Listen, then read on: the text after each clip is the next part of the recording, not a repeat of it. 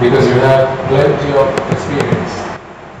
experience through which you can, or into which you can apply the Dharma that I'm going to be talking to you about today. I can only give you the principles. You have to apply it. This is the theory. You've got to do your practice. And then it will all make sense. Before we get started, please may I remind you to either switch your phones on silent where you've been so fortunate and you have an extremely rare opportunity. We seldom leave the monastery and travel, particularly to homes, to deliver sermons. Because what I like, as I explained the sermon that is last week, is not to preach. I like to listen. I like to listen to other people. That's why I got 2 years in one company. I don't like talking. I like listening. It's listening that's helped me have an extremely rare. It's listening that we seldom leave the monastery. When I sit down to meditate, I preach to myself. Because what I like, as I explained, the way you manage sermons, you manage to organize it. I like to listen to other people. That's why I got 2 years in one company. I don't like talking. I like listening. It's listening that's helped me have an extremely rare. It's listening that we seldom leave the monastery. When I sit down to meditate, I preach to myself. Because what I like, as I explained, the way you manage sermons, you manage to organize it. I like to listen to other people. That's why I got 2 years in one company. I don't like talking. I like listening. It's listening that's helping. You have a speaking word, it's listening. We seldom leave the monastery. And when I sit down to meditate, I preach and success. Because one thing, as I explained, the way you manage yourself is important. You manage your food. I like to listen to other people. That's why I don't do this. When you go back home, I like listening. It's listening that's helping. You have a speaking word, it's listening. We seldom leave the monastery. And when I sit down to meditate, I preach and success. Because one thing, as I explained, the way you manage yourself is important. You manage your food. I like to listen to other people. That's why I don't do this.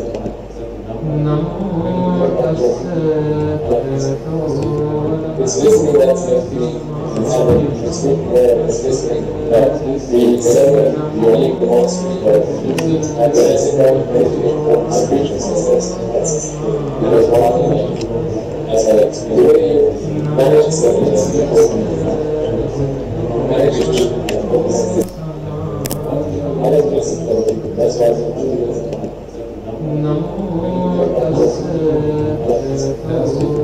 It's listening that's helping.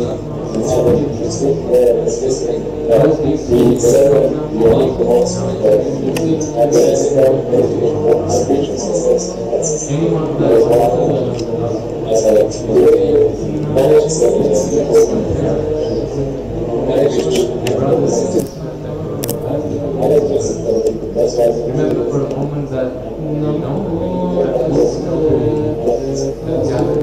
it's listening that's helping. You have a speaking word, it's listening. We seldom leave the monastery. And when I sit down to meditate, I preach and success. Because one thing, as I explained, the way you manage yourself is important. Manage your food. not one tiny ant.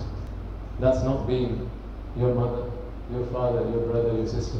Who says so? Not me. The Lord Buddha. Some of those beings, some of those people that we would have come past in samsara are today not fortunate enough to listen to the Dhamma. Because they have been born in the Preta worlds, in the Asura worlds, in the Tirisanya, which is the animal realm, as well as the Atamaha Naraka, the 8 great hells.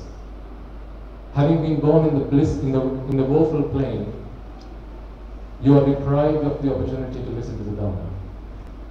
This is why the Lord Buddha does not come into the hells to preach the Dhamma.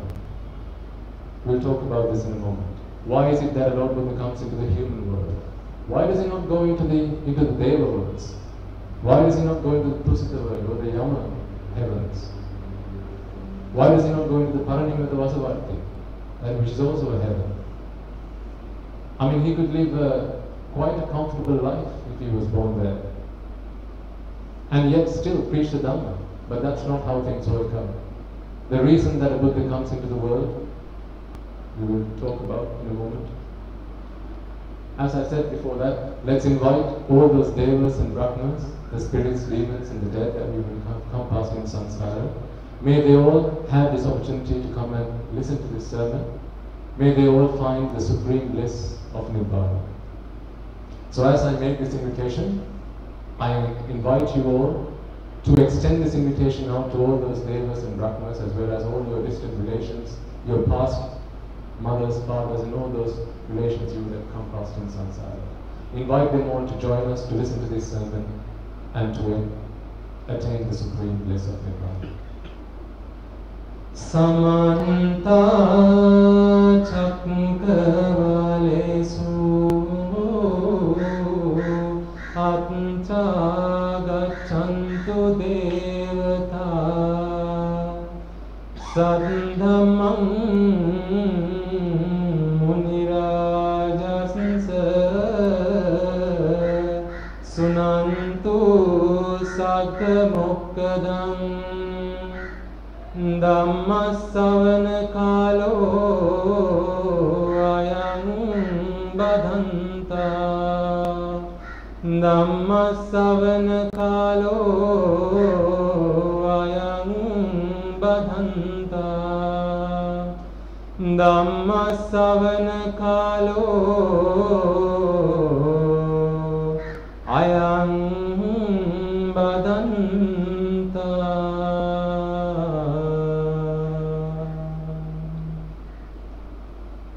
Finally, before we commence, I also want you all to reflect for a moment that in the extremely long time that we've come through in samsara, today I'm in robes, today you're dressed in white, which is a representation of living a virtuous life. But it is nothing but the truth that in the time you've come in samsara,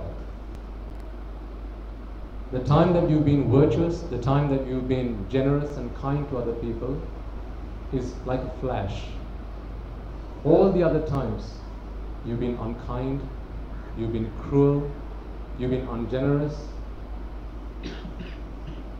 And when you've met the Samma Sambuddhas, the Pacceka Buddhas, the Arahata Buddhas, Aryas, Anagami, Sakurdagami, Sotapannas, those on the path or those who would have realized the fruit, as well as the Samma Sambuddha Shasana. Despite having encountered these in your time in samsara, because of your association with immoral people, asatpurusha, because of your association with ignoble people, you would have not been able to recognize with them. And that being the case, you would have insulted them, slandered them, abused them, hurt them, harmed them. Today, despite your attempts to listen to the Dhamma and understand the Dhamma, because of all the bad karma you would have done in having done so, or accrued having done so, that karma blocks your path to Nibbana, your path to enlightenment. So, for a moment before we begin, I want you all to accept that that is how I've come through in samsara. May all those Aryas that I would have insulted forgive me. For all the sins that I have done to them, for all the times I have abused them, it is because of my ignorance and because I've had the misfortune of being in the association of bad, immoral people. May they forgive me. And finally, may I be able to attain the noble achievements or achieve the noble attainments of Sotapanna throughout the course of this sermon. So for a moment, please make a firm determination. May the Aryas forgive me, and may I be able to achieve the noble attainments of Sotapanna, Sakurdagami, Anagami and Arhat through the course and before the end of this sermon.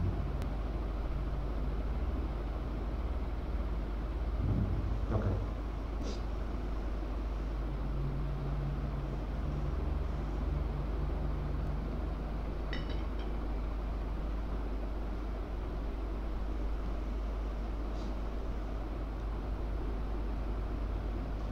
Now, I do know that 15-20 minutes into the sermon, half of you will still be awake. The other half will be asleep. Perhaps a third of you will decide this is not for you and start to make your way home. That is the nature of all things. Whether it's a party or just a gathering at home, that's just how things work. So if you have organized this sermon, then please don't upset yourselves over what you might see unfold in the next few minutes. People will get up and start leaving. That's okay. You didn't organize this for the benefit of your neighbors or your friends or your relations. You organize this for your own benefit. I told you at the beginning, you are fortunate, you are extremely fortunate to be here today. But not everyone is intelligent enough and clever enough to make use of what they've got. Trust me, I've been in that position plenty of times, countless times. Why do you think I'm still in samsara? Gautama Samma Sambuddhajana Vahansa. The Gautama Samma Sambuddha came past over 500,000 Buddhas when he was fulfilling the 10 perfections, paramita. What do you think I was doing that time? I was also in samsara. The only thing that we've all never done is attain Nibbana. We've done everything there is to do, having been born human. We've done everything there is to do as a Deva. We've done everything there is to do as a Brahman. What else? We've done everything there is to do as an animal, as a Pereta, as an Asura, and as an animal or a being born in the hells. Who says so? Not me. All the Dhamma that I'm going to be talking to you today comes from the Tripitaka, the Theravada Tripitaka. That is my teacher. The Dhamma is my teacher. If you ask me a question, I'm only going to have to refer to the Dhamma and give you an answer based on that. But this is not Dhamma that I've just read and therefore memorized, and I don't come here, sit here and just regurgitate whatever I've learned from the book. The Dhamma that I'm going to talk to you about today is Dhamma that makes sense to me. Believe you me, I'm never going to be able to complete reading the Tripitaka.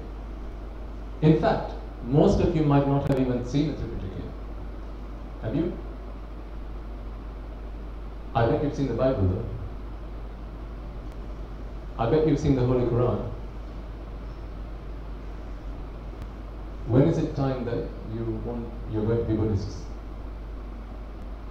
When's the time for that? What is Buddhism?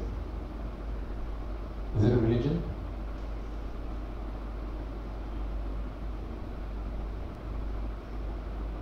What's the difference between Buddhism and all other religions?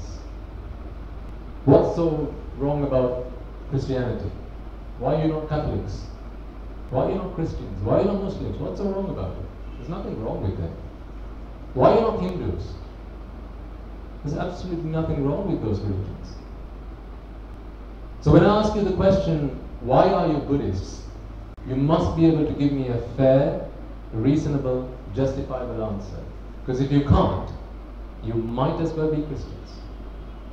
You might as well be Muslims. Is Buddhism or whatever religion you follow, is that something that gets handed down from your generations, your ancestors?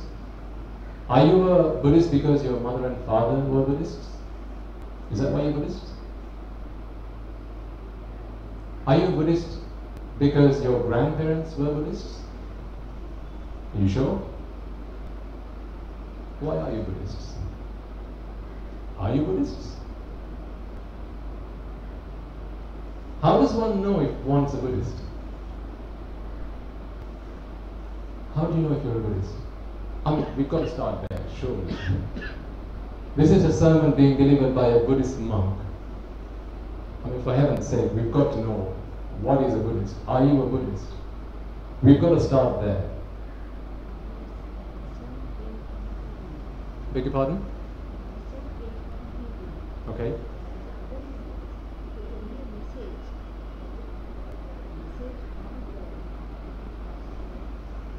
Okay. Thank you. Okay. So that's an answer there. So Buddhism came from a human being, whereas other religions came from God but delivered by a messenger. Today I met up with two gentlemen. One came from India who traveled all the way to come and speak with us because he's been listening to these sermons, and he tells me that he's a Hindu by religion, but yet he listens to these sermons, and he tells me that he's never listened to a teaching that is so analytical, so sensible, and so clear-cut about the human mind, how the mind works, how the world operates. And he says that the other day I think he was his cousin or a brother-in-law, came down to meet him, and he was also a Hindu. And he encouraged his relation to sit down and listen to one of these sermons which we delivered on Sunday. So while you were sat in the main hall at BMICH, I was at the back in another room doing a sermon in English, which we were streaming online. So he'd encouraged his cousin to sit down and listen to this sermon. And a few minutes into the sermon, this cousin's asking this man, "Are you trying to convert me to Buddhism?" To which he replied, "No, I have no interest in converting you to Buddhism. Why should I convert you? The Buddha was an avatar, or an avatar of Shiva. So the Buddha is ours anyway. I don't need to convert you. He's ours. I'm a Hindu, I believe in Shiva. The Buddha was an avatar of Shiva, so there's nothing for me to convert you." Was his answer. Fair enough. I think he was just being clever there in order to try and convince this guy to continue listening to him without kind of building up a barrier. You know, he's trying to convert me. Shut down. Right, I'm not listening to this. Why does it matter whether the Buddha was a human being or not? Does it really matter? What if he actually was a god? And his Dhamma came to us through a messenger. What difference would that make? So my question to you is, are you Buddhists? Why do you call yourself Buddhists? Unless I get a reasonable answer from you, I'm going to have to make an assumption, and that assumption is you're Buddhist because your mother said so. Your father said so. So why were your parents Buddhists? Because your grandparents said so. The Buddha fulfilled all the paramitas, the perfections, for how long? Sara Sankaya Kalpalaksha. Many, many, many millions of eons. When the Buddha became enlightened, I'm just here to teach you how to be happy. Because I know that's what you want to get out of life. All you want to do is be happy. So I'm here to teach you that. When the Bodhisattva enlightened and became a Buddha, there were no other Buddhists in this world. So what was the transformation that happened within him that converted him from a non-Buddhist to a Buddhist?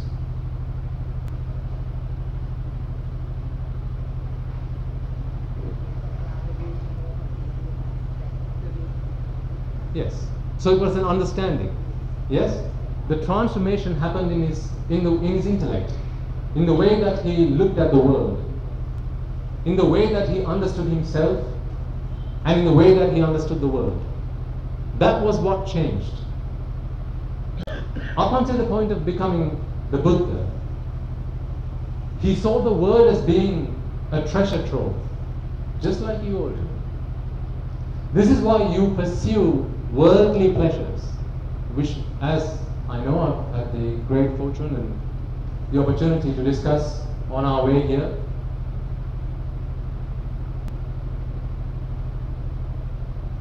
With our legend. I had the opportunity to discuss how our lives is about seeking sensual pleasures.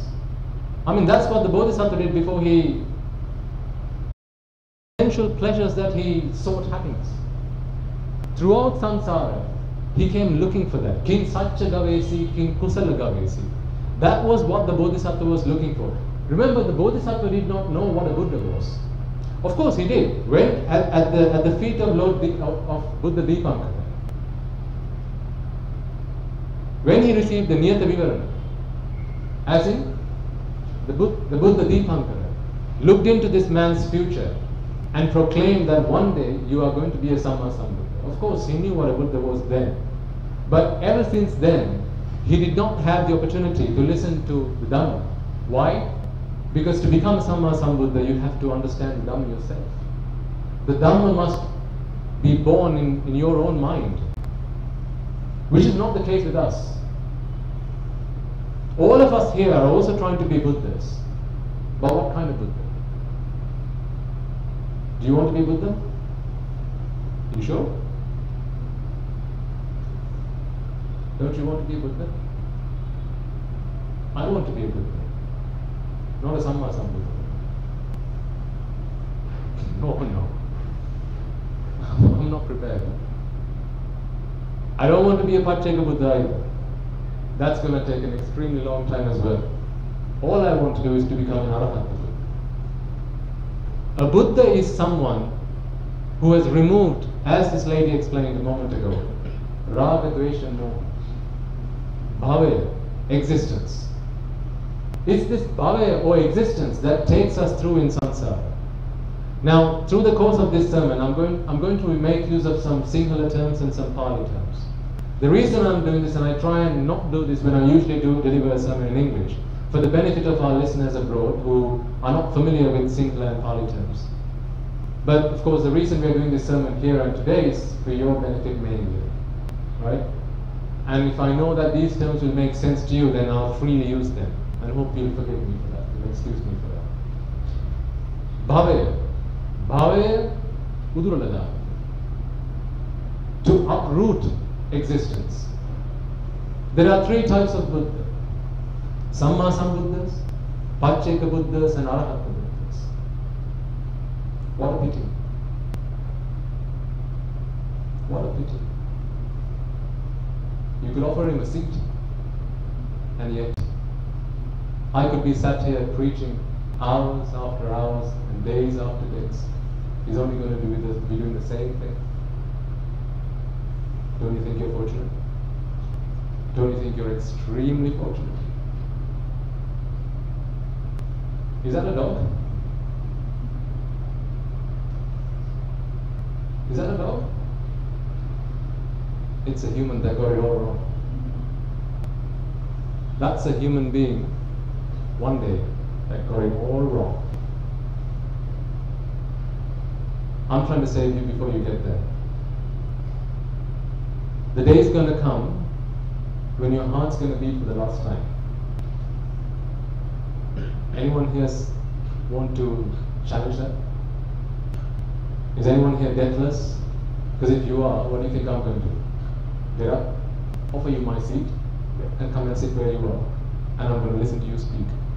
I told you, I don't like speaking. I like to listen. If you're deathless, if you've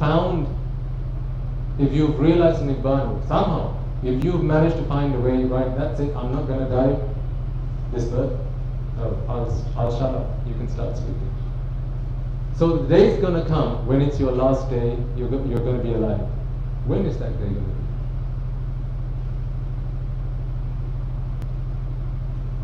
Can you put your hands up if that day is going to be in 50 years' time? So you're going to be alive for the next 50 years. Okay, well, let's see about the rest of you. Who's certain about their life that you're sure you're going to be alive till the end of today? Put your hand up, please. No? What about till the end of this sermon? Ah. Well, young man, what do you think I'm going to do now? I've got to keep to my word, have I not? All that's in favor of offering this young man this seat, please put your hands up.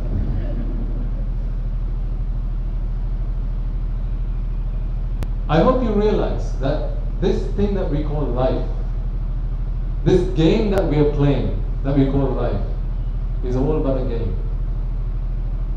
We have no idea what's going to happen at the next roll of our dice.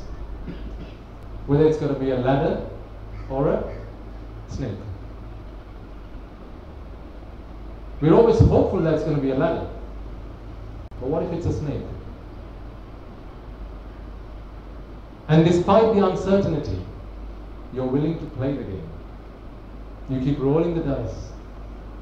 Just one more chance, just one more. Come on, let's roll that dice. I told you, this animal was once a human being just like you. I came through the samsara 2,650 years after the parinibbana of my Shastra Mahanse, and I'm still in samsara. This is why I said we've done everything there is to do except one thing. attain Nibbana. The good thing is, if we attain Nibbana, then that will be the end of everything that we've done so far. You won't have to do all those things you've done up until now. Who here liked going to school? I'm not talking about seeing your friends. I'm not talking about playing mischief. I'm talking about going to school. Not one hand goes up. Who here likes going to work? Not one hand goes up. I was just like you. This is why I can relate to you, and this is why you can relate to me. I didn't come into this world with a robe around me. I came into this world just like you. I wore a shirt, a pair of trousers, and socks and shoes, and I went to school. I did a job. I worked hard. I worked extremely hard. I planned my entire life with extreme precision. You want to know how I planned my life? I started my year planning out my life in 8 different categories. Education, my finances, my health and my fitness, my friends and my family, as in what I would do with them, whether I would buy them gifts, or the birthdays that I would celebrate, or the birthdays that I should send cards to people, all those things. My investments. Trust me, I've done everything that you think you want to do and the things that you've done. Invested in money, I think I shared some of this when we had the short speech at the BBE. Gold, and precious metals, and bitcoins, and litecoins, and dogecoins, and all these coins you can think of. Any kind of investment you can think, why? I want to be a millionaire. That's what I thought was success. Having lots, I thought, was what success was all about. Having a big house. Having lots of houses. Having large properties. Having lots of letters after my name. BSc and PhD and this and that. That's what I thought was success. I got married to a lovely young girl who I'd known from the age of 7. We were childhood sweethearts. And then affection grew to love, and then we got married, and today she's a nun. Fortunately, both she and I wanted the same things in life. Fortunately. If she and I had been pulling in opposite directions, then that would have been a different story. I've done those things trying to be happy, and these are the very things that you're doing today to try to be happy. In fact, all that time in samsara, everything that you did was to try and be happy. Prove me wrong if you can. Why do you get up in the morning? Why can't you just stay on your backsides? Why can't you just stay in bed?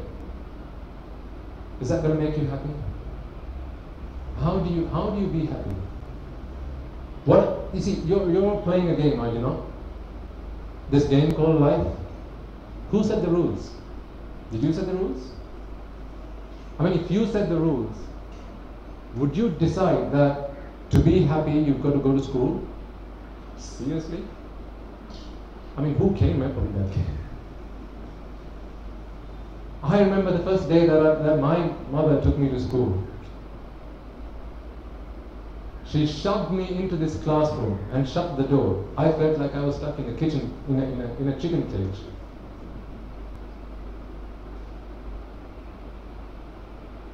I was screaming and shouting, please get me out of this.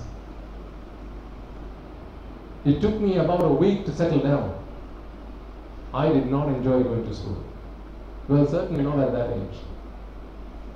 Later on, I had no choice. Just like this little guy now has no choice. Let it be. We're not here to worry about it. It's too late for him. Nothing can save him now. How much money can you offer to turn this animal into a human being? I'll make a promise to you. Convert this animal into a human being, and I'll preach him the Dhamma to make him a Sotapa, so that he doesn't have to be an animal again. Go on. I challenge you. How much can you offer? How many millions? But what if that happens to you? It's not my Dhamma I'm talking about here. If you take the Tripitaka, flick through the pages. I mean, yes, you haven't come across the Tripitaka yet. You don't now have to buy the books, you can go online. Tripitaka.lk, suttacentral.lk, what others? There are plenty of other resources out there now. I encourage you, please go and have a read, flick through the pages. There's a sutra called the Devaduta Sutra, Majjhima Nikaya, Uparipanasaka. Flick through the pages. In the Devaduta Sutra, the Lord Buddha talks about the hells. He says, monks, none of what I'm about to tell you are things that I've heard from someone else. I tell you what I can see through my own eyes. Through the divine eyes that I have, I can see the hells. And I'm about to tell you what life in the hells is like. Why am I about to tell you this? Well, let me tell you why I'm about to tell you this before I tell you what life in the hells is like.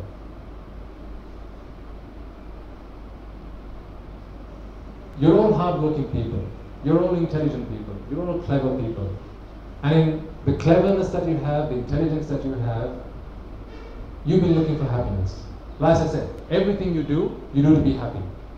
Why do you wake up in the morning? So you go and get about with your day-to-day lives. You've got to go to school. You've got to do your job. Why? So why do you go to school? So you can study, you can learn. Why? So you can do a job. Why? So you can make a living. Why?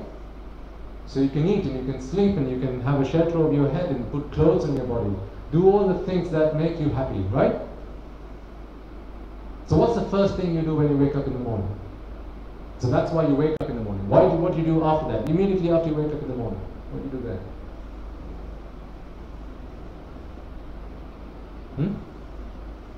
Wash your face? Go to the toilet? Why? To relieve yourself. Why? To be happy. Doesn't relieving yourself from pain and discomfort make you happy? Isn't that why when you sit down and you wake up and you get up and then you flush that down, you're like, ah, a sigh of relief?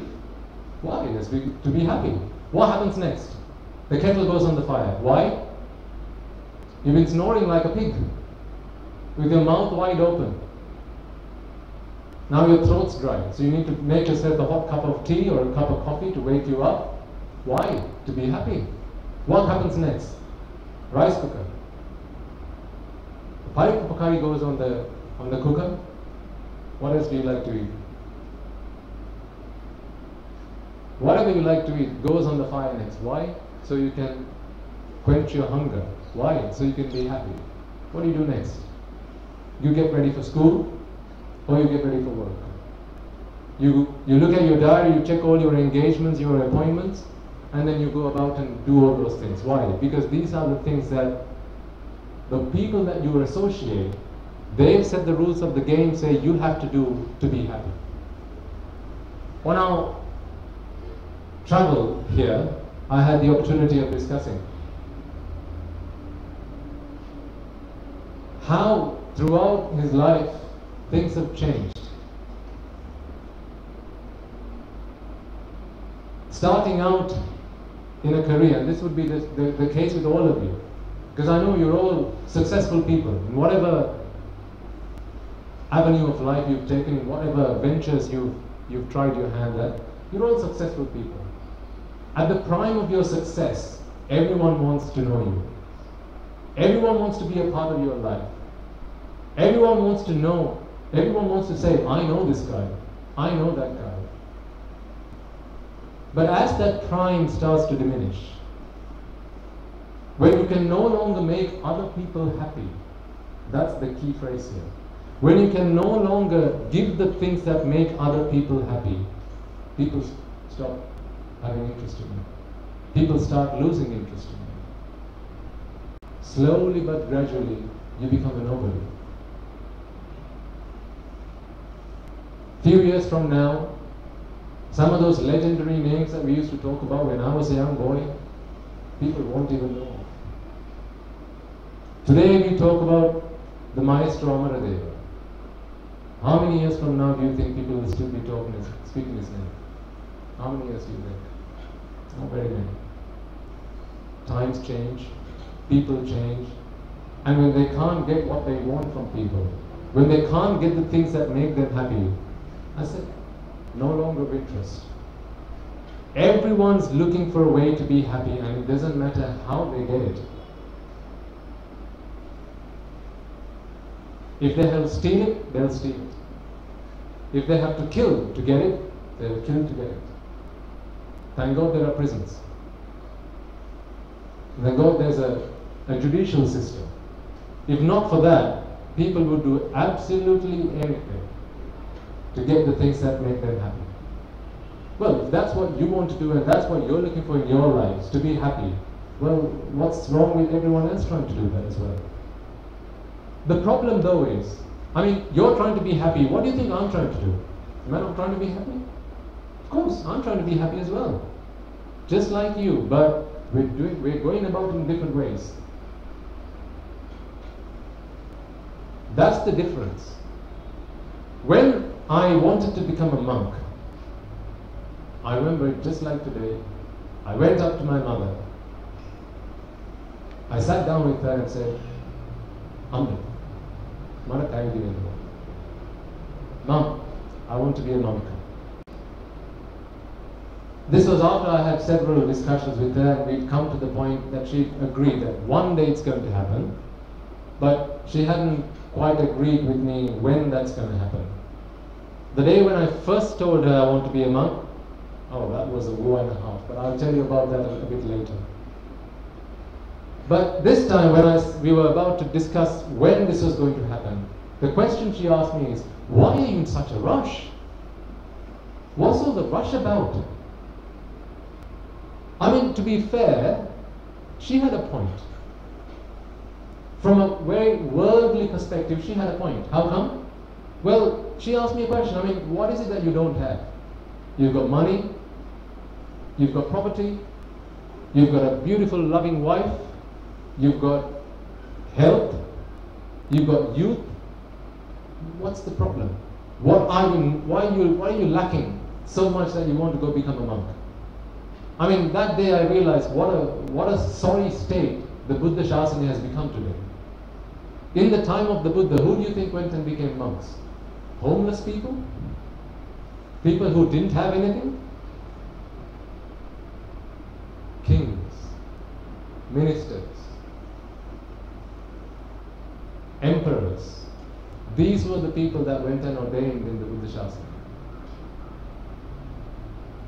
Not people who didn't have anywhere to go, not people who didn't have anything to their name, not people who didn't have anything to do. But unfortunately, that is what the Buddha Shasana has become today. That's what we are about to try and change.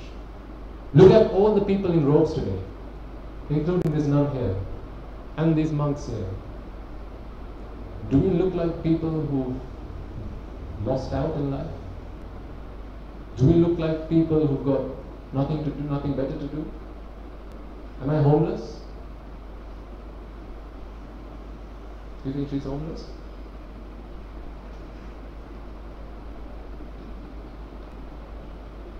We're all looking for happiness, except we're going about in two different ways. The Bodhisattva went about in just the same way that you and I did when I was a layperson, and the way you're going about it right now. I'll ask you a question. How many millions after you've earned will allow you to take 1 rupee of that with you when you die? Name your price. So tell me, after you've earned X amount, you can take with you 1 rupee. I'm not asking for much, just 1 rupee. 1. Come on, that's what you're working so hard for. Surely you should be able to take something somewhere with you. You sure? Why are you working so hard for? How many houses after you build can you take a house with you when you die? Is that one? I'm all ears. 10? So is that 10? Okay, 20 houses? Or nothing? So why are you working so hard to build so many houses? To buy so many properties? If after your life on this planet, you're going to take absolutely zilch, absolutely nothing with you when you go, why do you spend a lifetime trying to earn and accrue and acquire all these things? When you enter through that door, let's imagine the owner of this house gives you all a bag, he gives you a spade and says, by the way guys, we've got some gold coins. Spread all over the garden, is under the soil, you're going to have to dig it up, and whatever you find, you can take them with you. By the way, there aren't any, okay? Just in case. Are there? And then, the moment you walk in here, nothing else matters to you now. Gold is very precious. Gold coins. You get digging. You get your bag out, you get your spade out, and now you start digging. We're all digging for these gold coins. You fill a bag full of gold coins. But unfortunately, what he forgets to tell you, the moment you enter the house is, there's a security guard at the door. When you leave, you're only allowed to leave with whatever you came in with. It doesn't matter if he has to strip you naked. He's not going to let you take anything that you didn't come into the house with. Now, tell me, how many gold coins are you going to start digging for?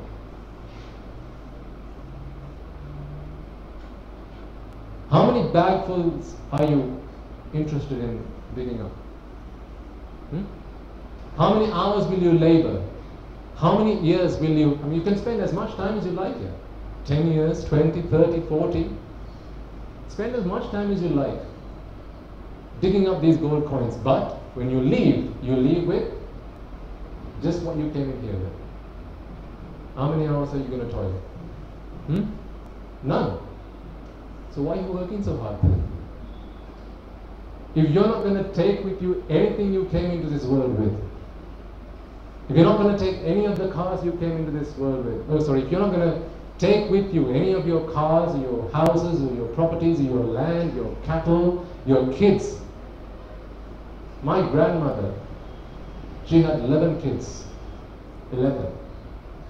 She's still alive today, but she's spending the last few weeks, months of her life. She's incontinent. What does that mean? She goes to the toilet on the bed.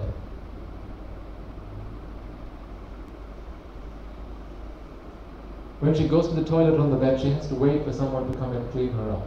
And if they're all busy doing what? Digging for gold coins. She's got to wait until they've finished digging their gold coins to come and clean her up. Which of you can put your hand up and tell me that day is not coming to all of you? Please, one? Just one, please. Do me a favor. I'll come all this way. Which of you can tell me, whenever I want to go to the toilet, until the day I die, I'll always be able to go to the toilet, sit down on that pan, get up, wash my backside, flush the toilet, and come walking out like a gentleman? Is there anyone here that can say that? How much money is going to stop you from getting to that point? How much property? How many kids? She had 11 kids. 11. Is she going to be able to take any one of them when she goes? But what did she spend her life doing? Rearing kids, earning money, earning a name. All of you, most of you will be popular figures in society. You spent a lifetime trying to build a name. After you've died, what happens to that name? Do you even know what that, what was your name in your previous birth?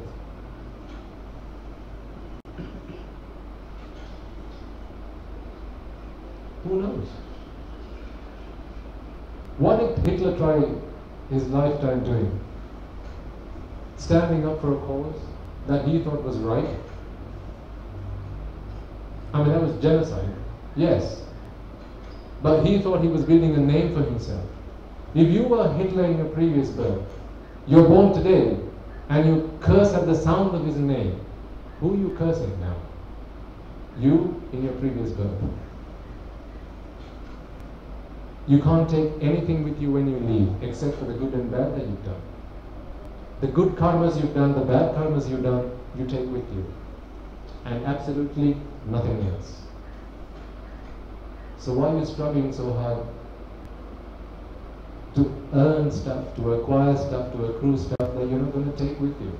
If you're not going to be big enough to take those gold coins, when you know that you're not going to be allowed to take any of that, why spend a life?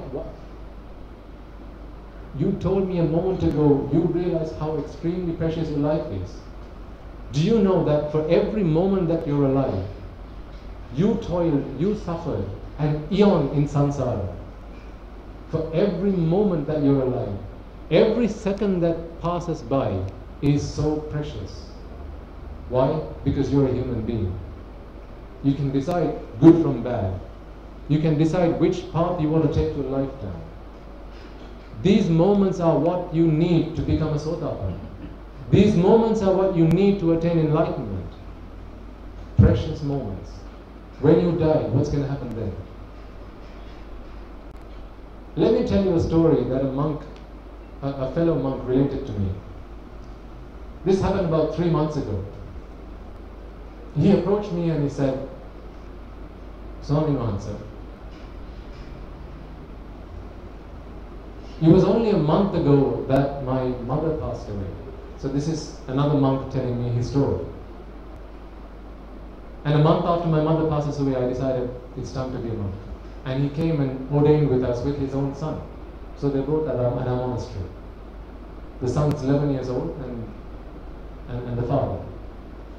He tells me, Swami Mahansa, a month ago my mother passed away. She died of cancer.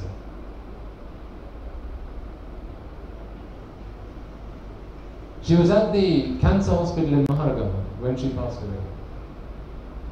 I went to see her one day, a couple of weeks before she passed away. When I entered the room that she was in, so he's coming through the door, there's the bed, and then you can approach her from either side of the bed. As he's walking down the left side, the mother says, son, please don't, come the other way. So he stops and walks the other way around the bed. He walks up to her and asks, Mother, why did you ask me to come this way and not that way? Can't you see? The mother's asking the son, can't you see? Mother, can't you see what? Can't you see two men in black coats?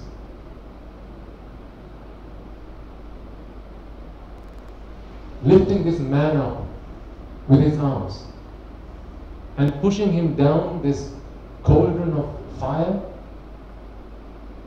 boiling hot fire and molten lava.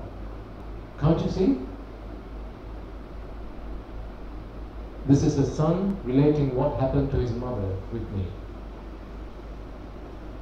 I don't for 1 second doubt that he had any interest in lying to me about his mother. We like to tell good stories about our parents, but who likes to say that their mother went to hell after she died? And then he says, he realized what's going on right now. He realized this is a foresign of where their mother is going to be going soon after death. Obviously he panics. He chants spirit. He ties a pirit nula on his mother's arm, on his mother's wrist, and says, "Mother, don't worry. I'll come back again. Let's offer alms to the Sangha, to the Mahasangha, to the temple, and then we'll transfer the merits to you, and then you'll be fine. Mother, don't worry." And he says, "Son, please don't leave me. Please don't leave me. Please stay with me." Of course, the son's going to go home. Why? He's busy digging gold coins, just like you are right now. So he goes home. He comes back a few days later after having organized the sermon, so the alms at the temple. So he's fixed a date now, and he comes back to see this mother. This time the mother's shivering. So obviously he walks up as soon as he can to the mother, puts his palm to her forehead to check if she's temperature. No, she's perfectly fine. There's no temperature. Medically she's fine, but she's shivering. She's shaking like anything. And so the son asks, "Mother, what's wrong with you today?" "Son, can't you see? Why are you asking me? Can't you see?" "Mother, what are you asking me? What is it that you're asking me to see?" "On the wall." "What on the wall?" "All these creatures with long black nails, they're hanging onto these walls, they're looking at me, and they're shouting at me." "Just wait for it. We're waiting for you," is what they're telling me.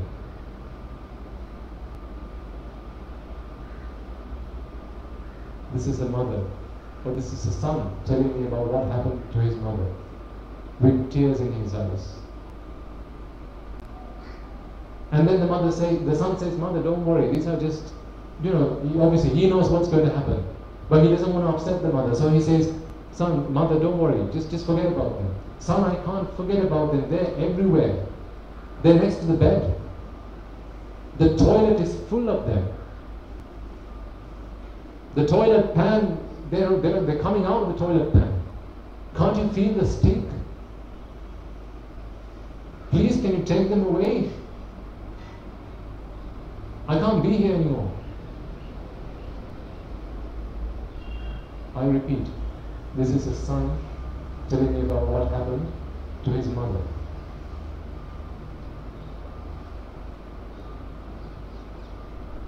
The last day comes when he has the opportunity to see his mother. He's with her the last few moments. The mother draws in the last few breaths. The son's holding onto her arm, chanting Pirit. Well, that's what you do with your parents, wouldn't you? After you finish digging your gold coins, what do? You go up to your parent, your mother, hold her arm, or hold her wrist. Your dad, you hold his wrist. The last few moments, and chant Pirit. Because you think this is the only way that I can save them now. Well, yes, that's the only way you can save them now. Because it's too late. They had the opportunity you have right now, but they walked past it. Because they thought, don't bother me, not my problem. I'm alive, look at me, I'm young. It's how he shouted, "Fire, fire, please save me from this fire. Please pull me out of this fire." This is what happened with my grandfather.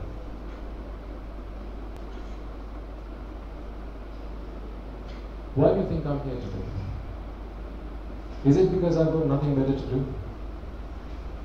Do you think I gave up all those things that I had, all those material possessions that I had, to go around the world preaching the Dharma? I told you I don't like speaking.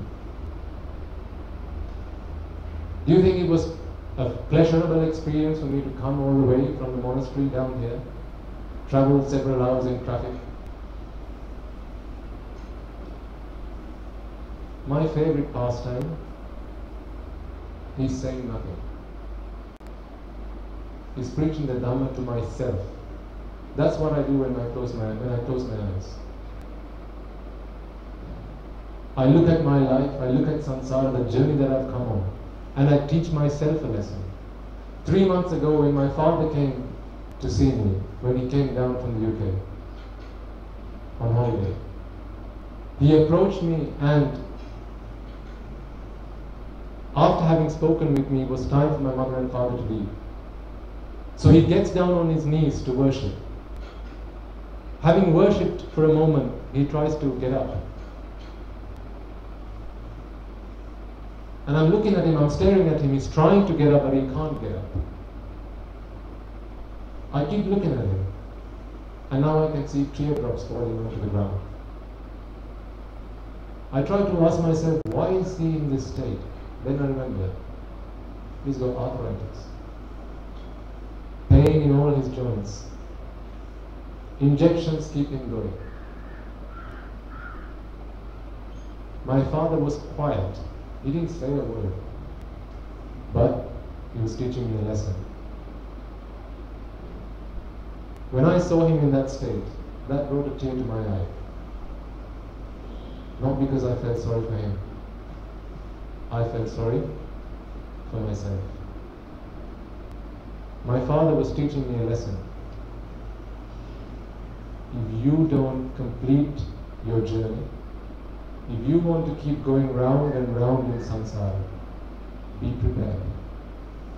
That was a warning. He was telling me, in 10, 15, 20 years' time, this is exactly where you're going to be. You're going to be on your knees, and you won't be able to get up by yourself. At that moment, I had to pull him up. There was another monk nearby who also came and helped get him back up on his feet. Obviously, he looks away. He doesn't want to show tears in his eyes. So he sits down again as we were having our final conversation. He asked me, Swami Mahansa, please could you go and preach a sermon to my mother, as in my grandmother, the one that I said is on the bed now, bedridden. And then I asked him, well, the last time I saw her, she couldn't even go to the toilet by herself. What state is she in now? And he said, well, as it happens, we've just visited her. Today she doesn't know who's coming or going. She speaks with me as if she's talking to your mother. She talks with your mother as if she's talking to me. She doesn't know what's going on, whether it's night or day. And so I asked him, well, what is the point in me going over and speaking to her? What benefit is it going to be to her? What benefit is it to her for me to go and speak with her right now? 5 minutes of my time is going to be wasted. Why? It's too late for her. What I'm telling you right now is that I'm not willing to spend time with my grandmother. Yet I'm willing to spend time with you. The reason I gave up everything that I owned, all my possessions, and offered it to the Mahasangha, to the Buddha Shasana, was because I found happiness in letting go. People told me that happiness was to be found in attaching myself to things. People told me that happiness was to be found in accruing wealth, building properties, getting a name, getting initials next to my name, PhDs and BScs and FRCPs and all this, that and the other. And so I worked hard.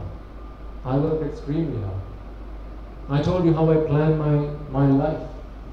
At the beginning of the year, I planned in 8 different categories.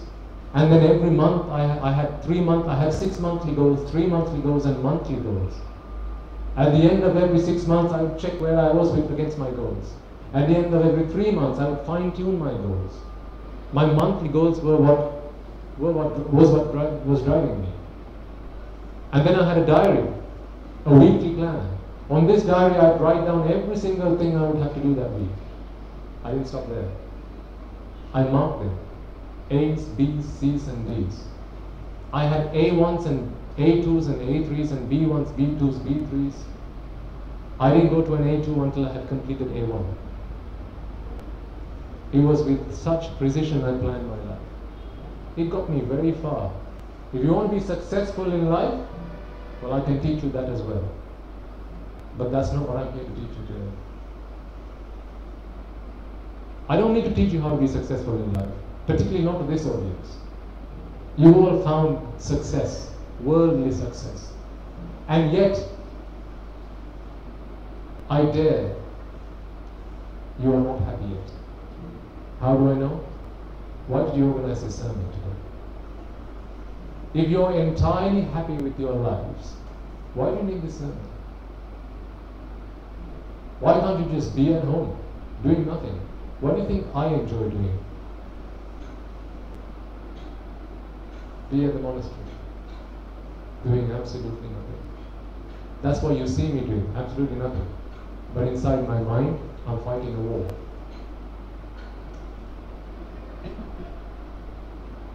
There's a war that would scare the daylights out of you that goes on in my mind. A war that I fight against raga, dvesha, moha, desire, aversion and delusion. And yet you fight with the people that you come across in day-to-day life. The people that you work with, the people that you work for, the people that work for you. Your friends, your relations, your neighbors, these are the battles that you fight. I have no interest in fighting those battles. I fought them because I thought that's what would bring me happiness. Because I thought when I can be victorious over all the people that I used to associate with, when I could be number one, that day I would have found happiness. Who's the number one that you know of in this country? Surely the president, right? Do you think he's happy?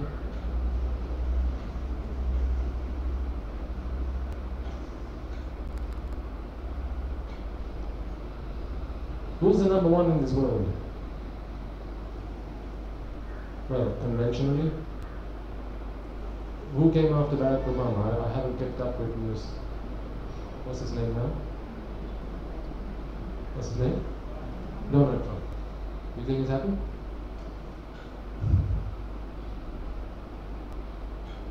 Well, he's number one.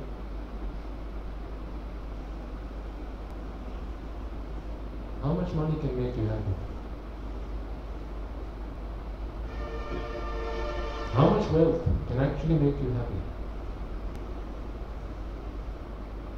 Don't you realize that you're just playing a game that someone else set the rules for?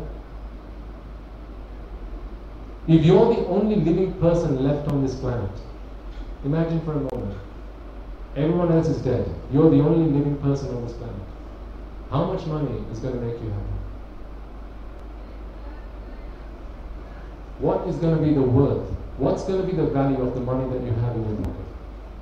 Or the money in your bank? Is that going to be of any use if you're the only person living? What does it matter which car you drive if you're the only person living? I'll tell you this, because I observed. The world is my teacher, I tell you. Everywhere I see, everything I look at is my teacher now. As we were driving past the monastery, I was observing the looks on people's faces. This was the first time that I was driven in a fancy vehicle ever since I came to Sri Lanka. Been in plenty of fancy vehicles back there, but the first time in such a fancy vehicle here. Thank you. I was looking at the faces of the people that we came past. There were people in sarongs, people that make a living out of plucking coconuts. They didn't have any clue what kind of car I was in. To them it was just another vehicle. I could have come in a Maruti, I could have come in a Toyota, I could have come in a Ferrari. To them, it's just another car. If they had to put, imagine there's a person that makes a living out of plucking coconuts. He's got a sack full of coconuts. And you go and speak to him, you stop by the road asking for directions. Just as much as he's got no problem with putting his sack of coconuts on a Maruti bonnet, he put that sack of coconuts on your Ferrari. He would have no problem with that. To him, it's just another car.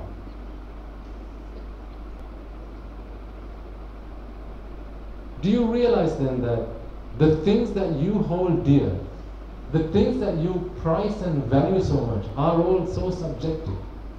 Because if it's not subjective, if it's objective, as in it's an ultimate truth. Value that you give to things, if it's ultimate, if it's absolute reality, then whether you're a super rich person or you're someone that plucks coconut, you should both see the same value in that. Should you not?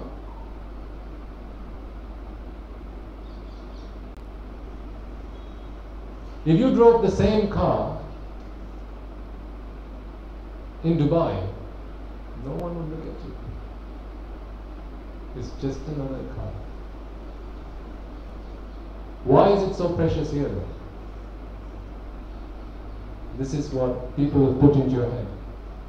I told you, you play a game that the rules of which have been set by other people. You didn't set the rules. The people that want to be successful in this life, worldly success, that people that seek worldly success, define a set of rules in such a way that it gives them a state of, that it feeds their ego, mane. And to feed their ego, what they do is they set the rules of the game in such a way. To own a fancy car is a great thing. You've got to be a certain kind of person to be owning that car. You've got to be a certain kind of person to be eating at that restaurant. You've got to be a certain kind of person to be wearing that watch. You've got to be a certain kind of person to be seen with that other person. Who says so? Is that an ultimate truth? Or is that a conventional truth? It's a conventional truth. Who set the rules of the game? The world set the rules of the game, and now what do you have to do? You're nothing but a pawn in this game. You've now got to move by the rules of the game. You can't jump 2 squares forward. Why? You're a pawn. You can only jump 1 square forward. Who set the rules of the game? Did the pawn set the rules of the game? And then there are knights. Then there are kings and even queens. And they can all only move according to the rules of the game. Did the king set the rules of the game? Did the queen set the rules of the game? How about the rook? No. Nobody set the rules of the game. The world set the rules of the game. Why? For their existence. Let me prove this point to you. I told you at the beginning, don't take anything I say just because I'm saying it. Just because you see a monk in a robe, so everything he says must be the truth. Absolutely not. I don't take things like that, and neither should you. You're intelligent, clever people. This is why I speak to your intelligence. This is why I'm not sat down here today singing to you praises about the Lord Buddha. Why? Because you wouldn't be able to make sense of that. You haven't understood the Lord Buddha yet. You can't relate to the Lord Buddha yet.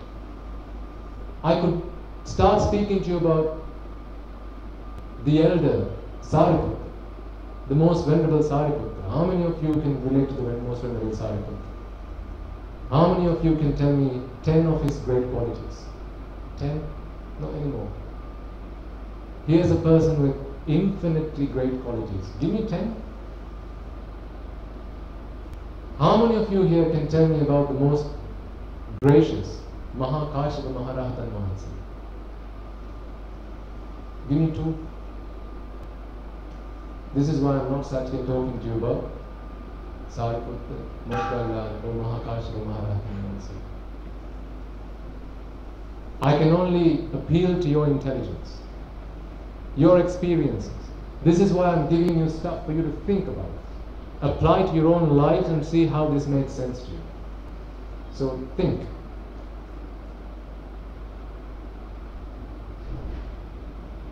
Why does the world set these rules? And why is it that seeking happiness in a world, by playing a game with rules set by someone else is flawed? I'm going to show you now.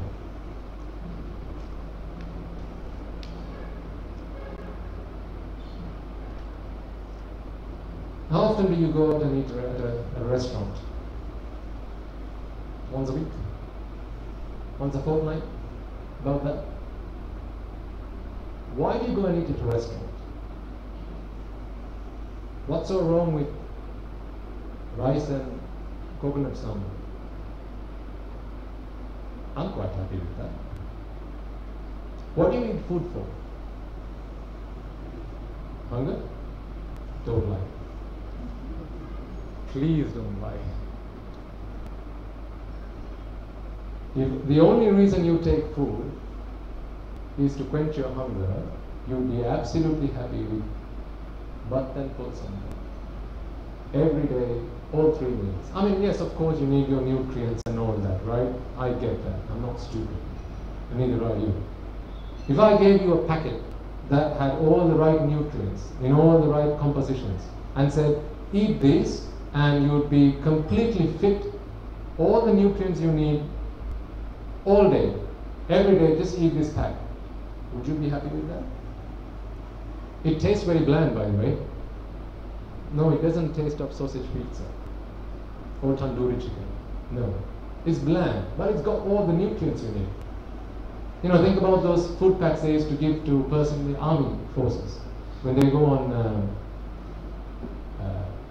when they go to the war, right? They give you these food packs. It's got all the right nutrients in the perfect composition. How many of you would be satisfied with just that? No. So don't tell me that the reason you eat is to quench your hunger. That's absolute lie. Why do you go to a restaurant? If you are 100% happy with life, with the food you are eating, would you go to a restaurant? Do you think an Arahatul Mahanse goes to a restaurant once in a while?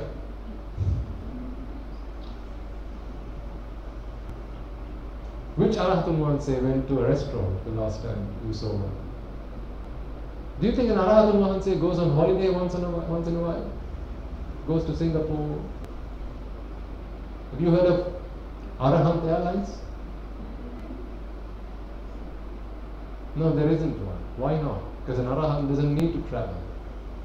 He has no interest in traveling to other countries and seeing new places and tasting new foods and taking in new smells and new sounds and etc. etc. But why do you want to do that? Because you're not happy. And of course, that's why you go to the restaurant, to be happy. So do you realize then that the reason that the restaurant is functioning, the reason that a restaurant can thrive and make money and be a successful business is that you're not happy eating at home? If you could be happy just eating whatever you could get your hands on at home, what's going to happen to the restaurant? They're going to have to shut down. They're going to have to close. So, do you think then the owner of the restaurant wishes for you to be happy? Or do you think their wish is for you to not be happy?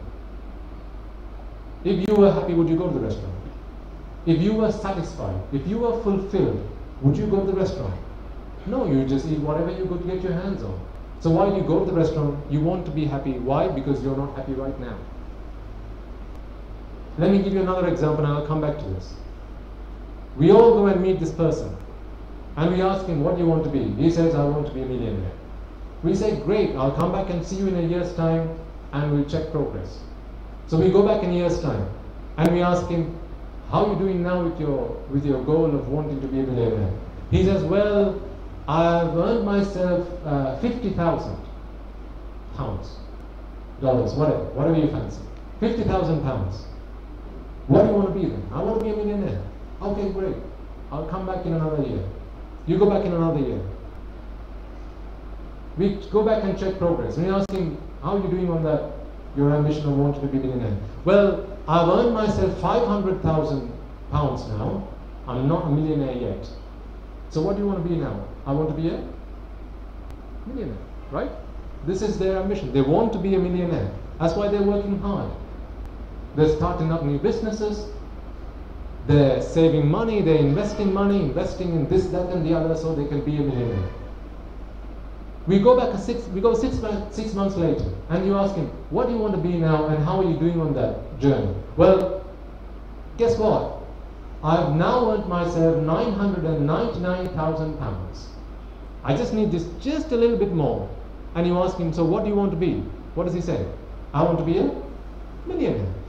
Why is he still saying this? Because he's not a millionaire yet. You go back in a month's time, and he's earned his million. You ask him now, what do you want to be? Does he say he wants to be a millionaire? No, why? He's earned his million.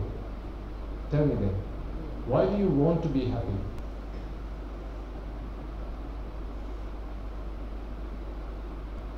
Is it because you found happiness, or you still haven't found happiness? You haven't found happiness yet. That's why you're doing all the things you're doing to be happy, to try to be happy. So going back to that restaurant example, the reason this guy is going to the restaurant is because he wants to be happy. He thinks he can find happiness in this restaurant. So if this guy were perfectly happy, that restaurant would have to be shut down. Would you agree with me? I'll give you another example. Do you think funeral directors, Jairat, are they going to be happy when you're happy or when you're unhappy?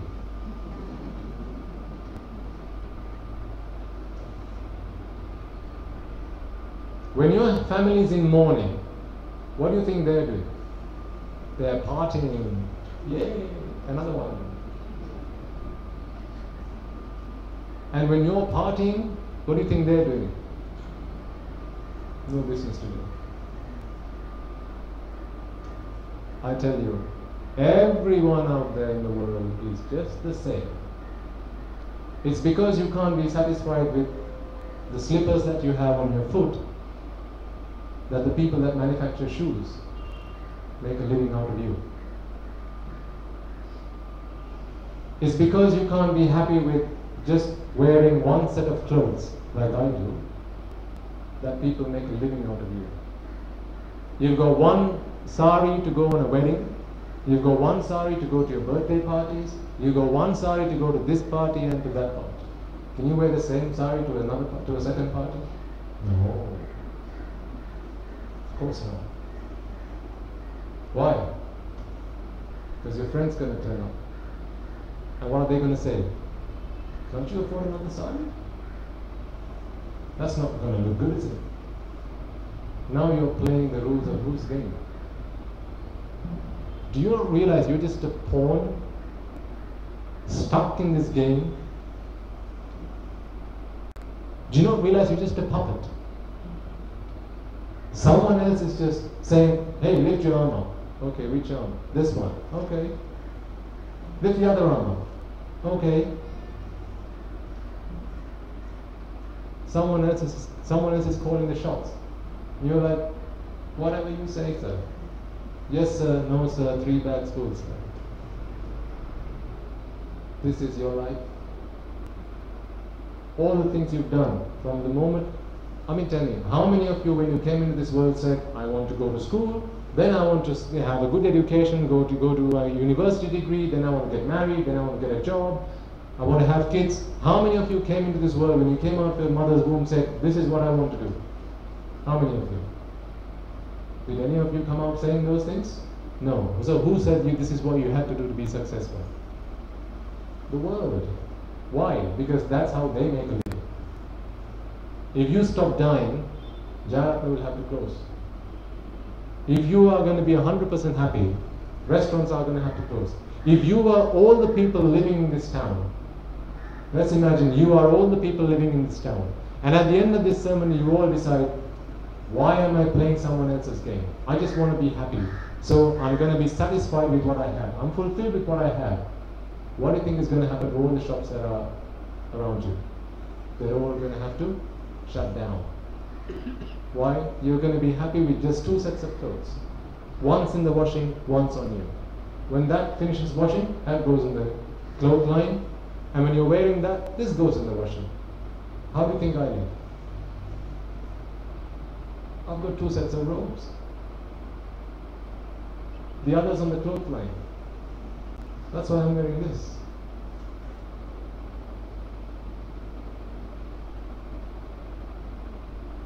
How do you think a saloon makes their money? I ask from all the young ladies here.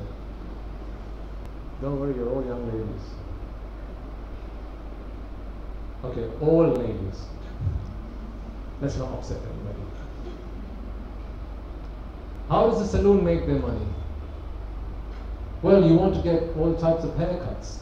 Some want it short, some want it long. Some want a bob cut.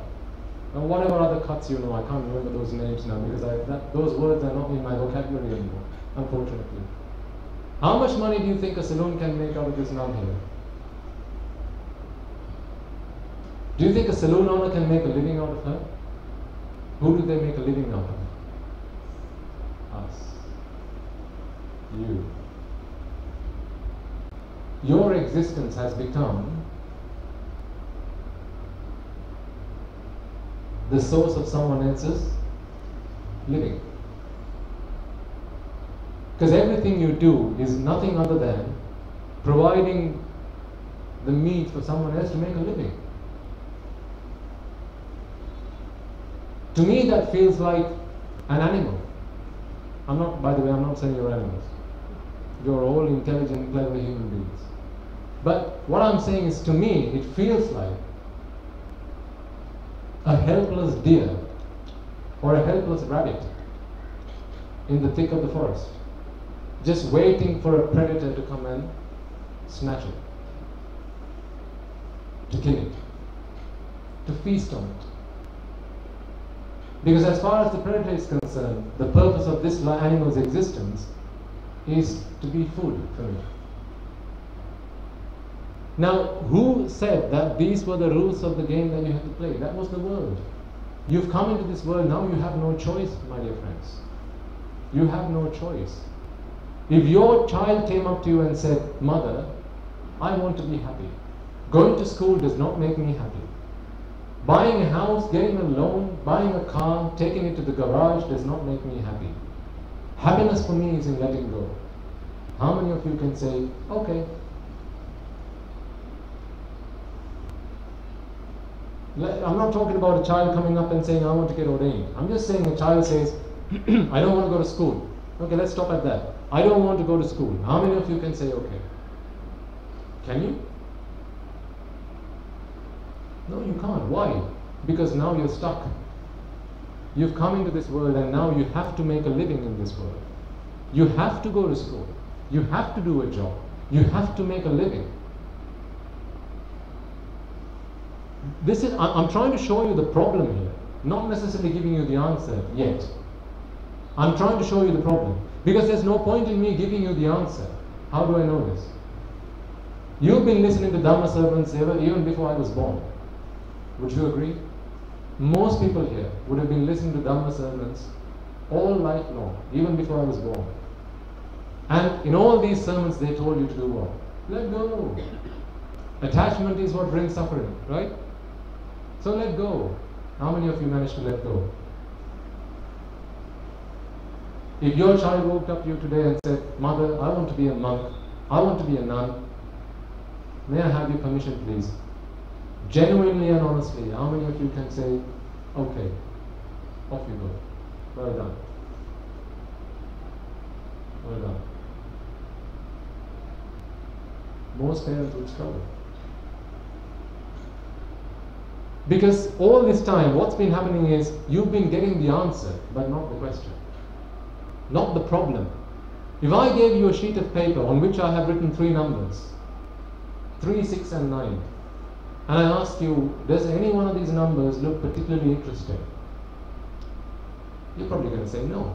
It's just 3 digits. Nothing looks particularly interesting. I take that sheet, or I ask you to turn that sheet upside down, and I give you another sheet of paper on which I have written 3 plus 3 equals. Now I ask you to turn that other sheet over. Doesn't one number look particularly interesting? It does, right? Why? Now you understand the problem. I could come and slap you in the face with the answer. You're not going to pick it up until I give you the problem. This is the problem. The problem is, no matter how much good or bad you do, the bad you do takes you to the hells, the good you do takes you to the heavens and birth in the human realm. But regardless, you just keep traveling in samsara. At one point, Shastra Mahansa takes some soil onto his fingernail. Have you heard this story before? A lot of our elderly listeners are saying yes. The pity is, most of our younger listeners have no clue what I'm talking about. That is such a pity. And you call yourself Buddhists.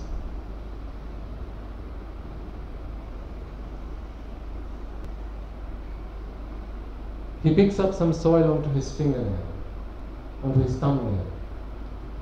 He speaks to Venerable Ananda. Ananda, of the soil that's on my thumbnail compared to the soil that's in this planet, that makes up this planet, what do you think is more? Is it the soil that makes up this planet, or the soil that's on my thumbnail?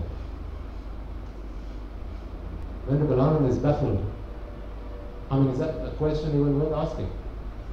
He replies, Venerable Sir, I can't even begin to compare. The soil on your thumbnail is nothing, negligible, compared to the soil that makes up this planet.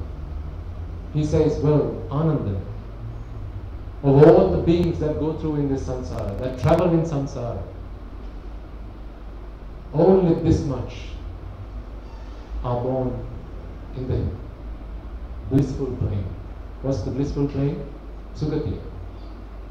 That's the human world, the Deva worlds, and the Brahma worlds combined. So he's giving here an analogy. He's offering an analogy. The number of beings that are born in the hells, the animal realm, the Pereta realm, the Asura realm, and the 8 great hells are like the soil that make up this planet. Now, if that's difficult for you to compute, next time you're in your garden, just pick up a little bit of soil onto your thumbnail and look around you. See how much soil you can see in your garden. You've all got big houses, haven't you? Most of you. You're successful people, aren't you? Houses with the large garden? By the way, I've got nothing against that, okay? I mean, I wish, may you have more. May you have everything that makes you happy. But also take what I'm offering you here as well. Because all that happiness, I ask you a question. If you're the only person living on this planet, how much is this house going to be worth? How much property can you own that makes you the owner of this country? If you're the only person that's alive. As soon as a second person enters that equation, now you can claim value. So the value that you claim on things, on worldly things, are dependent on another person being there. Therefore, it is subjective. And yet none of this you can take with you when you go. So the Buddha says, the soil that makes up this planet is like the beings, is like the number of beings that go into the hells after they're dead. Now you might think, well, I mean, we are born into the human world after all, so we are just going to keep being born in the human world. Of course, I mean, we do good things, we are very generous people, we offer alms to the temple, we give away clothes to poor people. I mean, we're all good people. You're all good people, aren't you? Aren't you all good people? Come on, don't be ashamed. Aren't you good people? Or are you bad people? You should be able to answer one question or the other, surely, right? Are you good people or bad people? A bit of both, right? Excellent. A very politically correct answer. A bit of both. Excellent. This is the problem. Of course, good gives you birth in the blissful plane, but bad gives you birth in the woeful plane. If you know the story of Venerable Moggalla, again, I fear to ask the question of the audience, how many of you know the story? So therefore, I'm not going to ask the question. Maybe there will be 4 or 5 people put their hand up and say, yes, I know, and you'll know what story I'm going to ask you about. How he passed away. Go and answer this question. Do you know how he passed away? Good, I can see a few nods. He was beaten up. He was the Lord Buddha's chief disciple. The Lord Buddha's chief disciple. He got beaten up until all his bones were broken up, were shattered. 4 robbers came looking for him, entered his kutir, his chalet, his hut, and using batons, they beat him up until he was black. Why? Because of a karma, a bad karma that he had committed in a previous life. This is the Buddha's chief disciple and an arahant we are talking about. What about you then? Any arahants here? What hope do you think you and I have? I'll ask you another question. You may have, again, I'm hoping you may have heard of the Dasa Akusala, the 10 unwholesome deeds. If you haven't, then please speak to your parents, your grandparents, and ask them. At least go online, Google the 10 unwholesome deeds and find out, particularly young children, because this is what the world's getting you to do these days. Again, I had the great opportunity to talk about one of his experiences, how some of his friends fell into the wrong clique.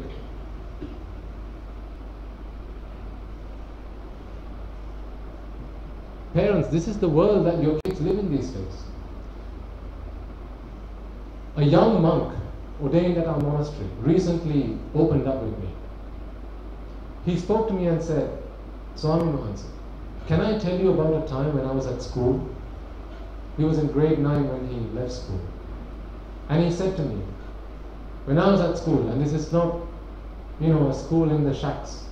This is a good school in Colombo. I'm not going to name which school it is, because that's not right. A really good school in Colombo. He tells me, when I was grade 9, he says, people that I call friends approach me. And they say, hey, I've got some drugs. Here, take some. And he says, no, I don't want drugs. Oh, really? Okay, we'll see about that. They come to him again. Take some drugs. No, I don't want drugs. I'm not interested. Oh, really? We'll see about that. People get together.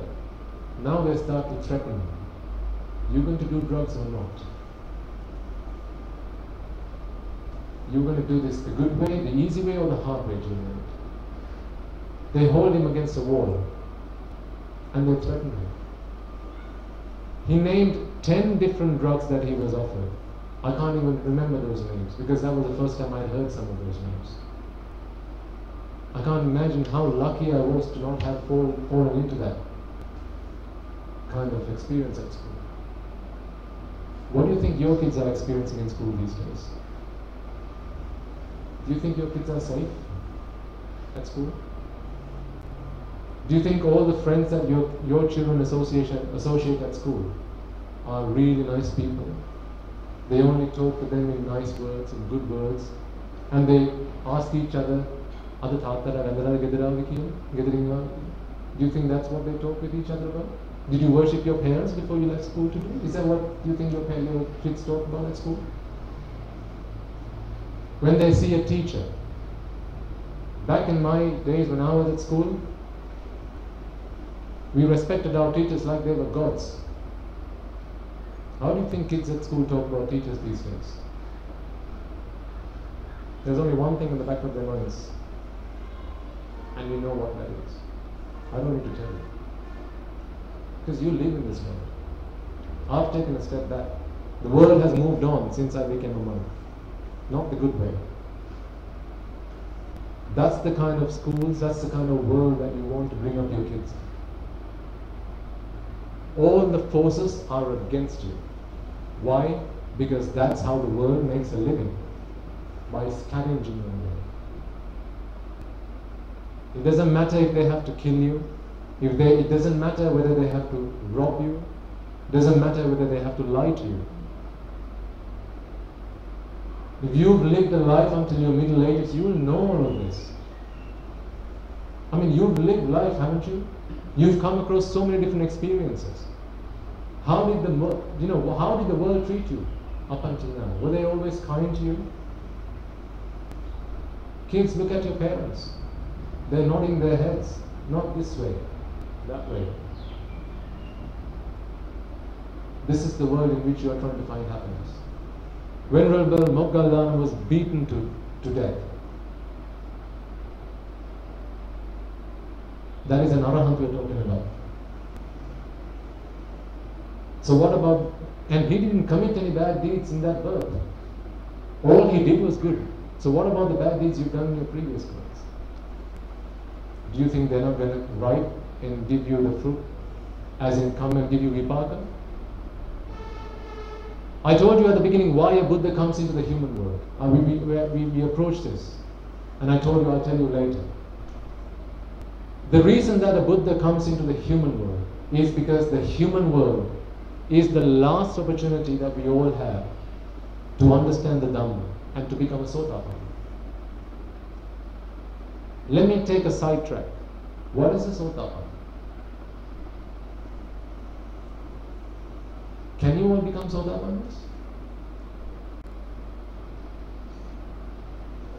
Are you sure? Anyone here that thinks I cannot become a Sotapanna in this life? Anyone? Good.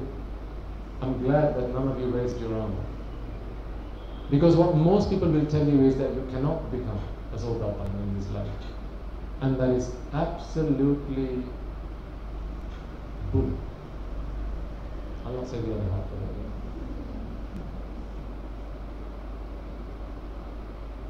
Complete nonsense.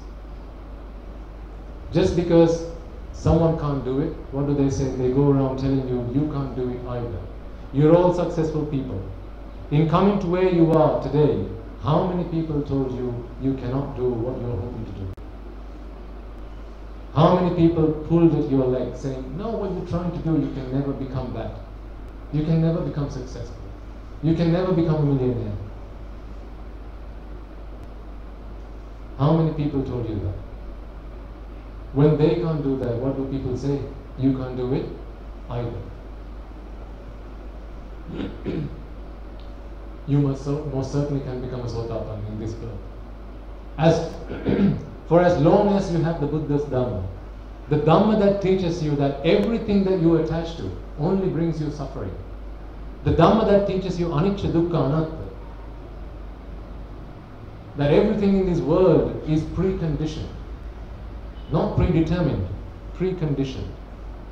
And when something's preconditioned, if you then go and attach yourself to it through ignorance, hoping to find happiness by going through that process, then that's going to result in dukkha, suffering. Dukkha, dukkha, viparnama dukkha, sankhara dukkha. And then anatta, not anatma. This is what you've learned, this is what I learned. Anitya, dukkha, anatma was what I learned. Everything is impermanent, and therefore it brings suffering was what I learned. And I'm sure this is what you would have learned as well all this time. Tell me, I have a clock. If this clock were to become Why? How is it that you can make use of this clock? Is it because it's permanent or is it because it's impermanent? If the clock becomes permanent, it's a ticking clock. If this clock becomes permanent, what are you going to do to it? First, you're going to try changing the battery. If that doesn't work, you're going to throw it out. Is it not because the clock is impermanent that you can make use of it? If you ask a Muslim person, or if you ask a Christian, when someone's born, do they die? What do you think they're going to say? No, they are nitya. They are permanent. Is that what they're going to say? I mean, are they stupid? No. Everyone knows things are impermanent. Is the weather permanent or impermanent? Well, is it because, okay, now there'll be us, we are hoping it's not going to rain in a bit. That's what we are hoping for.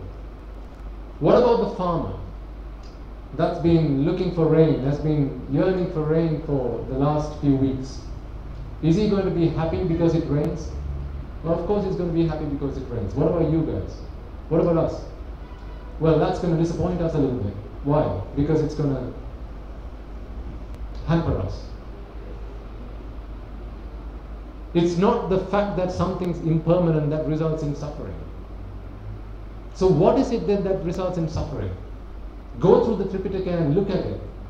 If you get the opportunity, or at least get the Piripota. The word that comes time and time again is anicca, not anitya. What is anicca? Iccha is your expectation.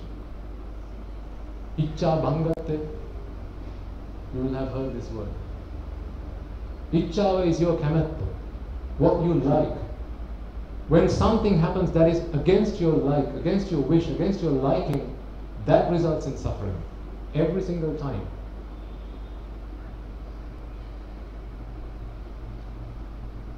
Okay, I'll give you an example. A headache. Does a headache give you suffering if it's permanent or impermanent?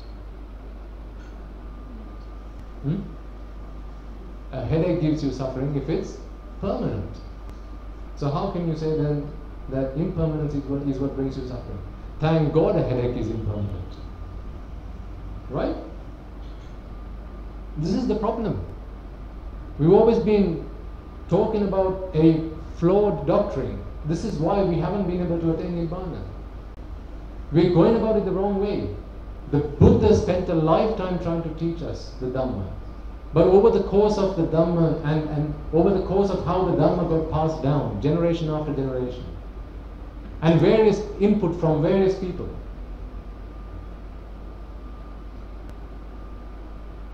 it got interpreted in different ways.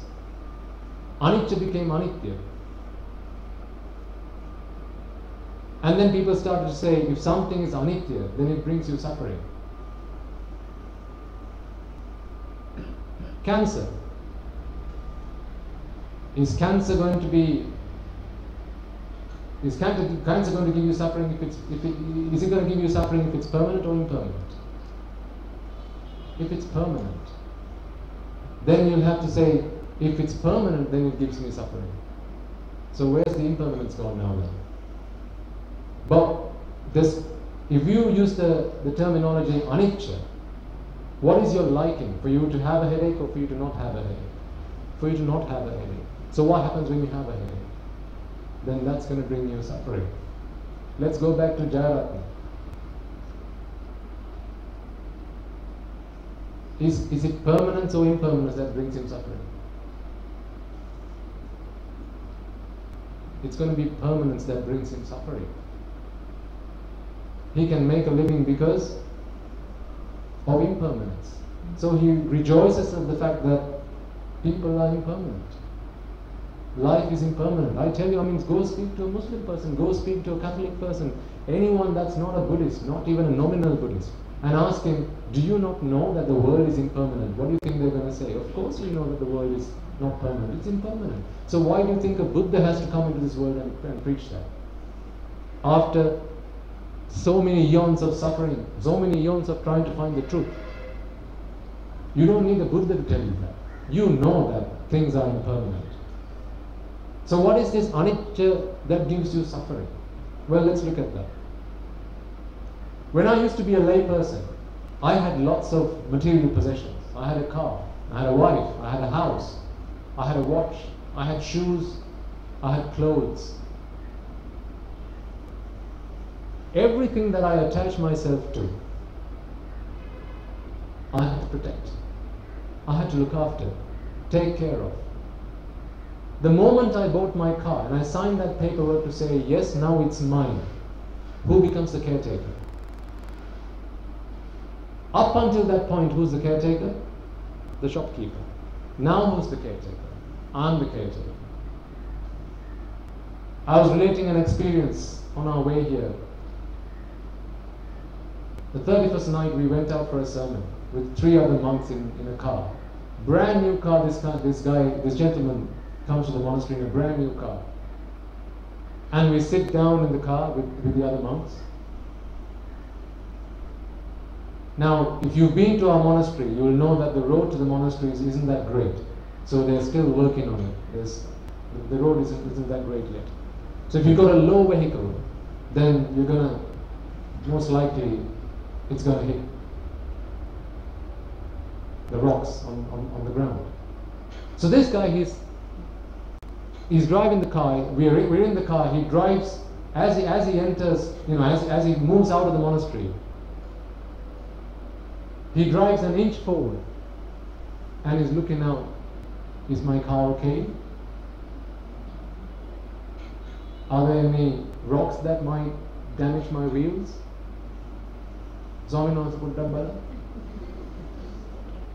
become his servant now.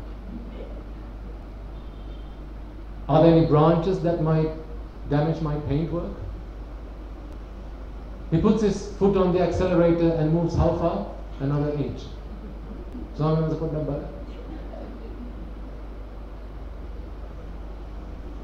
All that distance up until we came to the main road, this is how we came. He's got his eyes wide open. I felt that his eyes might pop out of his head any moment. Just like this, looking out, what's going to happen to this car? And I thought, well, this might stop once we get to the main road. So I was hopeful. We got to the main road. And then I realized, it's 31st night. All the shops were open. Everyone was out and about. There's cattle jump in the street, there's dogs jump in the street, three-wheelers and motorbikes. You know how traffic is like in Sri Lanka.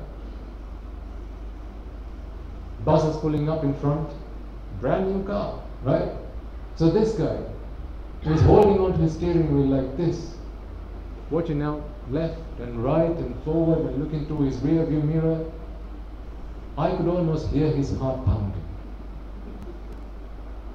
And I told him, my dear friend, it stresses me out watching you like this. I'm going to take a nap. Wake me up when you get to the temple. Why is this man suffering? Because of a load of metal. A load of metal and plastic. Is this why he came out of the hells and got himself a human life? Wasn't there enough suffering in the animal world? Wasn't there enough suffering in the Pereta world that he has to now come into the human world and suffer even more because of a load of metal and a load of plastic? Think about all the possessions that you have with you. Okay, I'll randomly pick one of you. Don't worry, I'm not going to ask you to stand up. I'll randomly pick one of you and say, let's you and I go for a walk. You and I go for a walk. I've got what on me? My robe. Oh, and I haven't even bought my arms full today. So I've only got my robe. I haven't got a hat. I haven't got a chain. I haven't got any earrings or bangles, and I haven't even got any shoes. This is me and all me. But what about you? You've got a pair of shoes that's more valuable than my robe. You've got a watch on your hand, that's on your wrist, that's more valuable than the hut that I'm in. You've got a necklace around your neck, that's more valuable than possibly the entire monastery that we live in. So you and I, we go for a walk. A little while we walk and then I tell you, I'm tired. Why don't we all take a rest? We sit down under a tree and I tell you, I want to take a nap. Do you think you can take a nap? With a necklace around your neck? With these shoes on your legs, on your feet? With this priceless watch on your wrist? Earrings and bangles and rings on your fingers and wrists? Who between you and I do you think is going to be able to take a rest, take a nap? I'm going to sleep like a baby. What about you? I'll tell you who's sleeping. The phone in your pocket is sleeping. You are awake. Why? Well, you've got to look after your phone. You've got to look after your wallet. You've got to look after your watch. You've got to look after your necklace. You've got to look after your rings and your bangles. All these things that you're attached to. Nothing's happened yet. No one's stolen them yet. Everyone here do at least 2 jobs.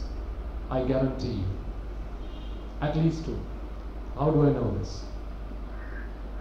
There may be teachers here, there may be doctors, there may be engineers. There's one job that you're doing that you don't even know you're doing. You're all security guards.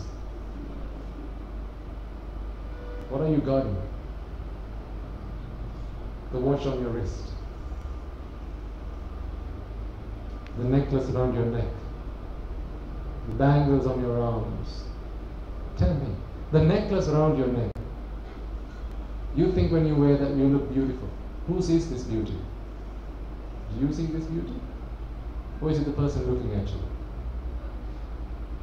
The earrings on your ears. Who enjoys this? Do you enjoy it? You can't even see it. But who suffers when someone comes and steals it from you? Who's going to look after it? Who's going to take care of it?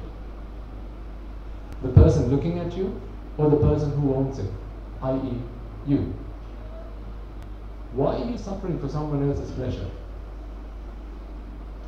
Is that the purpose of your life? Why are you suffering for someone else's gain? Why are you driving a fancy cars just so that, just to make someone else think that you are powerful? You've got status. Why do you live in a 10-bedroom house? Just so that someone can say, he's someone. You worked hard for all this. Why? Just so someone could tell you, he's someone, she's someone. Who's going to protect these things? You're all security guards. When I was a young kid, my dad loved dogs.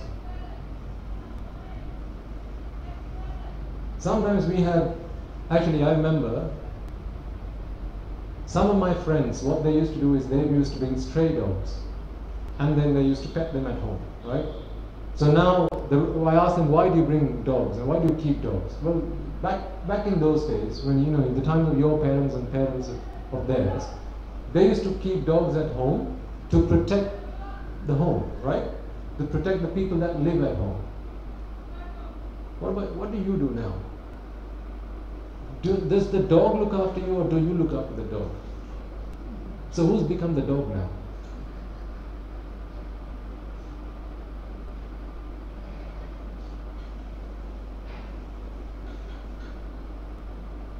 I'm appealing to your intelligence. Please open your minds. Please think about this. Some of you will have traveled to Europe and UK and Australia and these countries, and you'll know that in these countries people love their dogs. The wife keeps the dog on the bed and the husband sleeps on the floor. That's how it is. So this wife, before she goes to work, wakes the dog up. Hey darling, wake up. And the husband goes, you talking to me? No, no, you sleep. I'm talking to Tommy here. Wake up, darling. So she feeds the dog, takes the dog on a leash and takes it out for a walk. Because you can't litter at home. You know, people live in apartments and things like that. And they take the dog out for a walk. Now, as you'll know, in those countries, you know, the dogs can't foul along the streets. So what does the owner do? They take a bag with them and they pick up after the dog. So when the dog poo-poos, the owner goes behind the dog, picking up its crap into a bag. Think about this. What have you become? Is this what life is about? So anyway, she takes the dog out for a walk. The dog's now happy. Not the woman. The dog's now happy. Takes the dog back home, gives it a wash, feeds the dog again, and then says, hey darling, I'm now going to go to work. The husband says, okay, I'm not talking to you. I told you once. And so obviously the husband goes to work as well. The husband is given a sandwich. The dog is given an 8-course meal. And so now the wife goes to work. While at work, it's now lunchtime, so she rings the dog minder. There are dog minders in those countries. People that come and attend to your pets while you're at work. So what does the dog minder do? He comes to your home. He or she takes the dog and goes out for a walk, gives it another wash, feeds the dog and brings the dog back home and makes sure that the dog's okay. By the way, this dog is insured as well. Vets are extremely expensive, so you have to work hard to insure your pet as well, right? And then the dog minder attends to the dog, and now the dog minder leaves, and now the wife, after a day full of working hard, laboring and toiling and making other people happy, comes back home. She comes back home and quickly takes the dog out for another walk. Why? Because the dog wants to go to the toilet again. And again she picks up a bag, walks after the dog, picking up after it, brings the dog back home, feeds it, washes it, pets it, and puts it to bed. And then she goes and takes a shower, has a sandwich, and then goes to bed. The dog ate, slept, drank, and then when the time's right, she also brings a she-dog home so that they can procreate and do whatever they do, so the dog can be happy. This is all the dog's life is: eating, sleeping, drinking, and that. What does this woman do? Eating, sleeping, drinking, that, and then what else? Working hard to do all that. So who's living a happier life? Is it the dog or the dog's owner? The dog's living a happier life. This is the state of a sad state of affairs today. All this because you value this dog so highly. The stray dog was just a dog, the dog that looked after the people at home and the property. But now, this dog, you've got to look after. I told you, you're a security guard for every single thing that you're attached to. Why are you a security guard? Why can't you just let it be? I'll tell you why. Because it's subject to anicca. Things that you see around you, everything in this world is preconditioned, I told you. No, I didn't tell you that. The Buddha taught you that. The Buddha taught us that. All things are preconditioned. Conditions give rise to results, cause and effect. The reason that you're alive today is not because you want to be alive. Well, if the reason you're alive today is because you want to be alive, who here wants to die? Why do you die then? The reason your parents passed away was not because, well, obviously you didn't want them to pass away, so they shouldn't have passed away then. What you want has nothing to do with what happens in this world. When the conditions are right, you get the result. What about this tent? Can you see a tent? Is this a tent or simply the coming together of causes that produces the result? I'll give you a sticker. I'll give each of you a sticker and ask you, stick this sticker somewhere on this tent. Or stick this sticker in this tent. Each of you will go and stick it in some place. One might stick on one of these poles. Another one, there's what? 8 of these poles, 9, 10. Each of you will stick on one of these poles. Some of you might be creative and go and stick it on the roof. I'll come back and speak to you in a moment, and I'll ask you, where are those stickers? And then you say, well, I stuck it in the tent. So show me them. One shows me on this pole they've stuck their sticker. Another shows me on that part of the roof. Another on that part of the roof. And then I ask you, no, I asked you to stick it in the tent, not on the pole or the roof. Why did you not stick it on the tent? So where is the tent then? Is it simply not the causes, as in these pillars and these roofs, coming together that create the result that is a tent? What about this table? Can any of you come here and touch this table? Can you touch this table? I challenge you. One of you might come and hold one of the legs. And I'll ask you, no, I didn't ask you to hold onto the leg. I asked you to touch the table. Another one of you might come and touch one of the other legs. No, no, no, I didn't ask you to touch one of the legs. I asked you to touch the table. Then you'll touch the surface. That's not what I asked you to do. I asked you to touch the table. Which part can you touch and tell me you've now touched the table?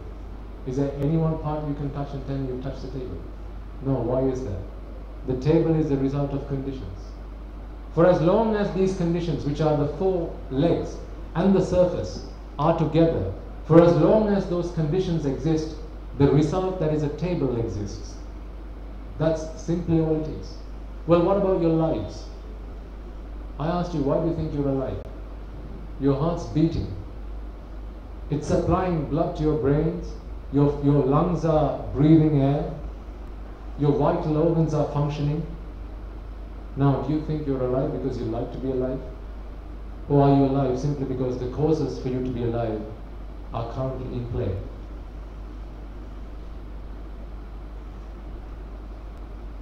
This is a really important thing that you need to understand. Nothing in this world happens because you want it to happen in a certain way. So what's the problem? The problem is that doesn't stop you from setting expectations. Until and unless you understand that this world is preconditioned and my liking has nothing to do with it. Why does 3 plus 3 equal 6? Is that because you want it to equal 6? One comes and says, I don't like 3 plus 3 to equal 6. Okay, 3 plus 3 still equals 6. Your liking has nothing to do with that equation. Your liking has nothing to do whether it's going to rain today or not. When the conditions are right, it will rain whether you like it or not. When the conditions are right, you will die whether you like it or not. And this, ladies and gentlemen, is why you cannot tell me, why you cannot guarantee when you're going to die. If your life and your existence is to your liking, surely you should be able to tell me when you're going to die.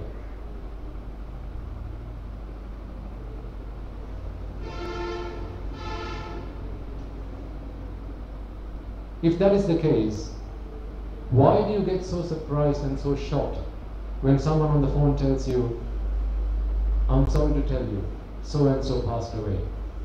And you go, what? Why are you so surprised? How many parts in your body do you think keep you alive? There are 101 different parts that have to keep working in the right condition, in the right way to keep you alive. Just the malfunctioning of one part makes you bedridden, takes away your consciousness, stops your heart beating. How many blood vessels do you think supply blood to your brain? How many of these blood vessels do you think need to be clotted before you fall dead like a pumpkin? Just one. So if you have 1 million blood vessels supplying blood to your brains, I don't know how many there are. There will be people here who know that better than I do. Let's take 100. Okay, million's a big number, right? Let's put it to a side. 100, surely there must be at least 100. If there are 100 blood vessels taking blood to your brain, if one blood clot is enough to put you into a coma, why are you so surprised when someone tells you your father went into a coma today? Should that shock you? Why does it shock you then? What is your expectation? He's never going to go into a coma. He's not going to die. He's going to be alive forever and ever. We're all going to be happy. It's not going to rain today. I'm going to win today's game. I remember, you see, football is what people are crazy about in the UK. It's not cricket, unfortunately. I know people who sit in front of a television set and they watch the game. At the end of the game, it's looking like their country is not going to win. What happens then? Dishes start flying towards the television.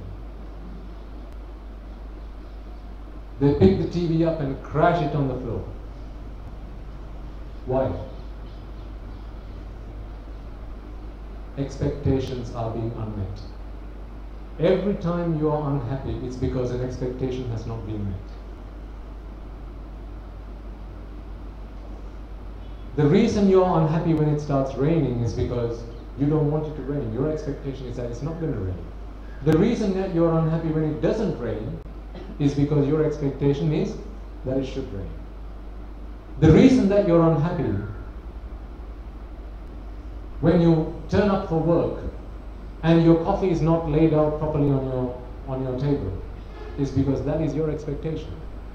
The reason you get frustrated when you start your car and it doesn't start, when you turn the ignition and it doesn't start, why are you frustrated?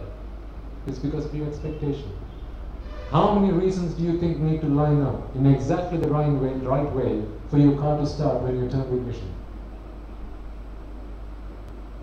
There are so many different reasons. How many reasons do you think need to line up for Sri Lanka to win a match? Then why do you sit on the edge of your seats cursing the players, oh, he should have caught that ball. He should have hit a sixer. If I were there, this is what I would do.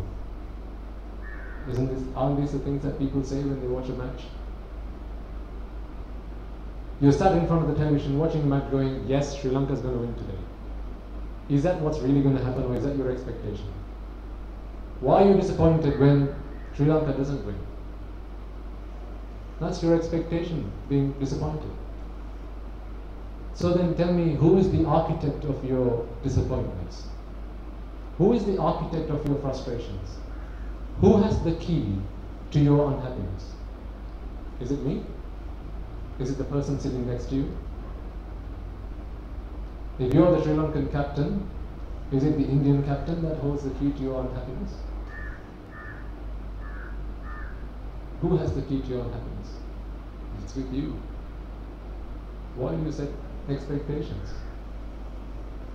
Expectations are the seeds of disappointment.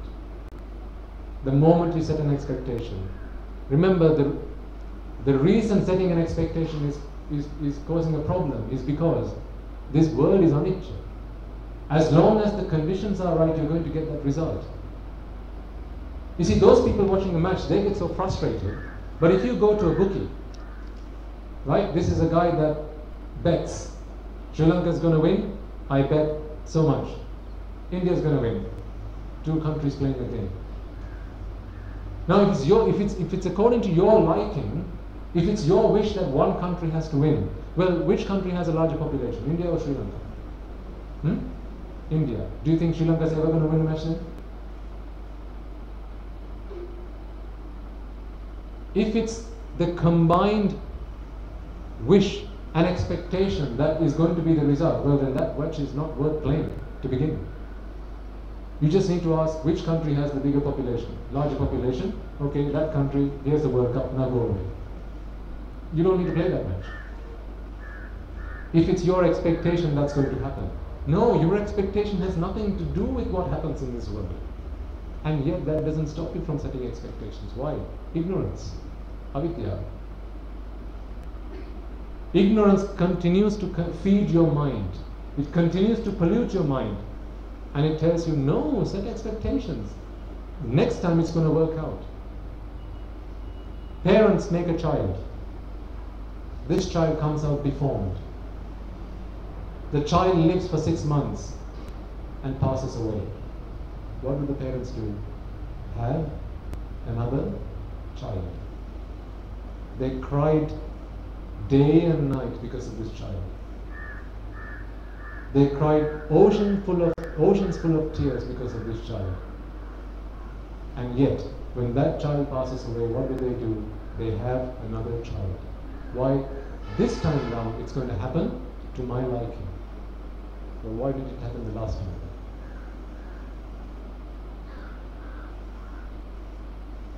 Nothing that you like is going to happen. When the conditions are right, you're going to get the result.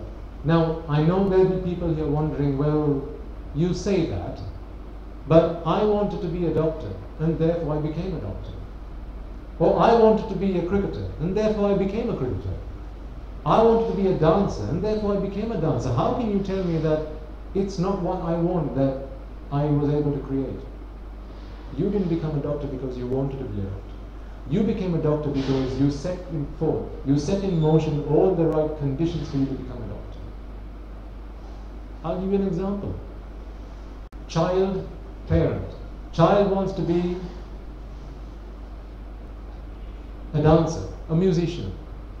The parents want this child to be a doctor. Isn't this what all parents want our children to be these days? Doctors and engineers, right? Let's face the truth. That's what my parents wanted me to do. That's why they went mad when I said I wanted to be a monk. Oh, I said I'll tell you that story as well. Remind me if I forget. I'll tell you that as well before I finish. You all like listening to stories, don't you? The reason, you see, this child wants to be a dancer, but the parents want this child to be a doctor. So they discourage this child from becoming a dancer. They tell her off, no, you're not going to be a dancer. I will not under my roof are you going to become a musician. Sorry, a musician. Let's stick with that. Not under my roof are you going to become a musician. You'll go to science at school. You'll go to these classes. I'll check that you've done all the homework. I'll check your exam papers and make sure you've got all the right results. So what are they doing right now? They're creating all the right conditions for this child to become a doctor. It doesn't matter what this child likes. How many of your friends became a doctor and then later said, that's not what I really wanted to do in my life? How many of your friends, I mean, think about this. How many of your friends ended up doing a certain kind of profession? Entering a certain kind of profession and then said, you know what, Machan, that's not really what I wanted to do in life. It's something else. There was a time in my life when I was a young guy, this is what I wanted to do. But hey, my parents wanted me to do this. So then where's that liking? Where's this is what I want to do? Where was my wish that came true? I was talking about the bookie and a cricket match. People sit in front of the television set, setting expectations. This country should win, that country should win. What does the bookie do? Or the bookkeeper? What does the bookkeeper do? He looks at who's playing today. Are they playing at Sugatadas or Premadas? Who are the players that are playing today? Which two countries? Who's captaining? Who are the umpires? Do these umpires favor the bowlers or the fielders or the batsmen? What kind of technology are they using today? What kind of weather is it today? What are they checking here? Aren't they looking at all the conditions? And then what do they say? I can predict with certain probability, with X probability, that this country is going to win today. What have they just done? They've looked at the conditions that they can perceive that are within their scope of perception, and they say, and they predict this country is going to win today. Why do we not do that with our lives? Does the bookkeeper disappoint? I mean, is the bookkeeper disappointed when one country wins and the other country does not win? No, to him, I mean, yes, of course, if he's set a bigger bet If he's set to lose out when the country that has a bigger bet set on it, then of course that's going to disappoint him. But how does he come to the conclusion that it's this country that's going to win today? All he's doing is looking at the causes. He looks at the causes, the hetu, and according to the hetu, he predicts the palaya. Hetu palaya. This is what the Buddha taught us. See, attaining Nibbana is nothing complicated. Yet we try to make it complicated. Isn't life complicated enough? How complicated is it to cook a pot of parikku? You've got to wash it. You've got to remove those, what do you call them, gullu. Oh no, you buy yours from the supermarket. They don't have gullu, do they? Then you've got to drain it. You've got to put turmeric powder. You've got to put chili powder. You've got to put curry leaves, and you've got to then stir it for a while, take it off the fire, put it back on the fire, put coconut milk. Cooking a dish is so complicated. What about driving a car? Start, change gear, accelerate, brake, indicators, wipers, all these things. So now multiply that by the number of things that you have to do to live this life. Don't you think tying your shoelaces is complicated? Wasn't that why your parents had to teach you how to tie your shoelaces? What about ironing your clothes? What about shaving? How many times did you cut yourself trying to shave? Living life is so complicated, so why complicate Nibbana? Keep it simple. Simplicity is the way to happiness. You complicate your lives. This is why you're always going after happiness. You're pursuing happiness. What am I doing? I'm just letting happiness come to me. I've stopped pursuing happiness. Therefore, happiness is with me. The things that you attach to bring you dukkha. I told you, all the effort that you have to do, or the suffering that you have to encounter. The what if. If I were to summarize dukkha, I would call it what if. What if this house falls down? What if it starts to rain today and you don't want it to rain? What if you die? What if your mother dies? What if your father dies?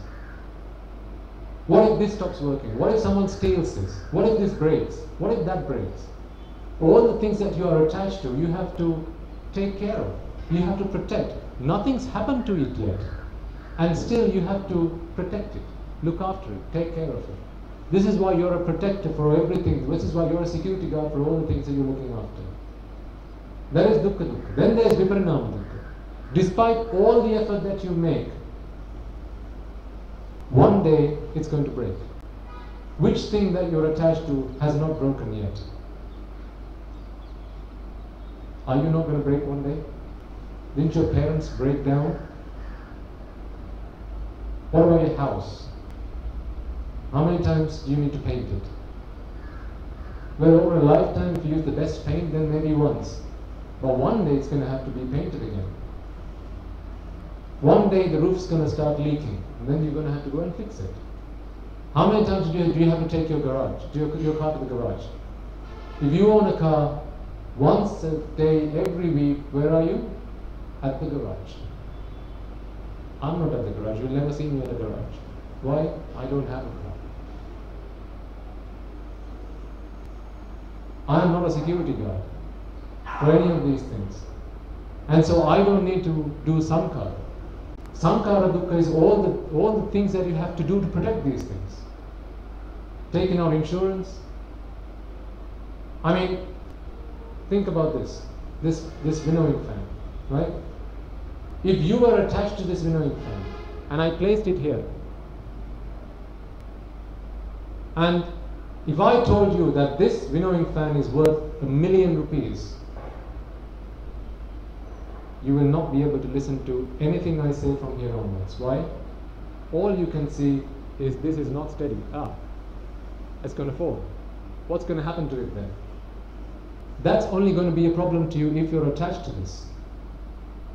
So, depending on how much value you place on things, as the moment you attach yourself to it, you're now going to have to suffer. One day it's going to break down, and then you're going to have to suffer anyway. So everything that you bring to your lives, everything you're attached to, there are three sufferings that come to you. Dukkha, dukkha, viparinama, dukkha, samkhara.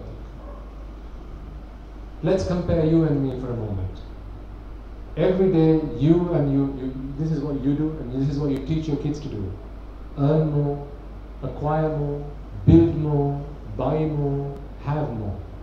The more you have, the more you build, the more you acquire. All of these things are subject to what? Dukkha, dukkha, samkhara, dukkha, viparinama. Three types of suffering with each one of these things. Every day I do, and I tell the other monks at the monastery to do, detach yourself. Let go. With everything I'm able to detach myself from, I detach myself from three suffering. Three kinds of suffering. Dukkha, dukkha, viparinama, dukkha, samkhara, dukkha. If I'm not attached to this, I don't care what happens to this. I don't care what happens to this house. Why? It's not my house. I don't care what happens to the car that I came in. If it crashes, so what? Not my problem. But it is the problem of the person that owns it.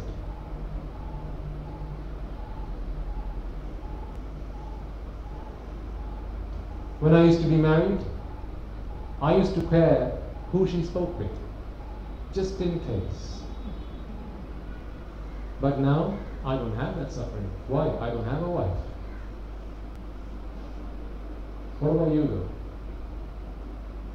What about your kids?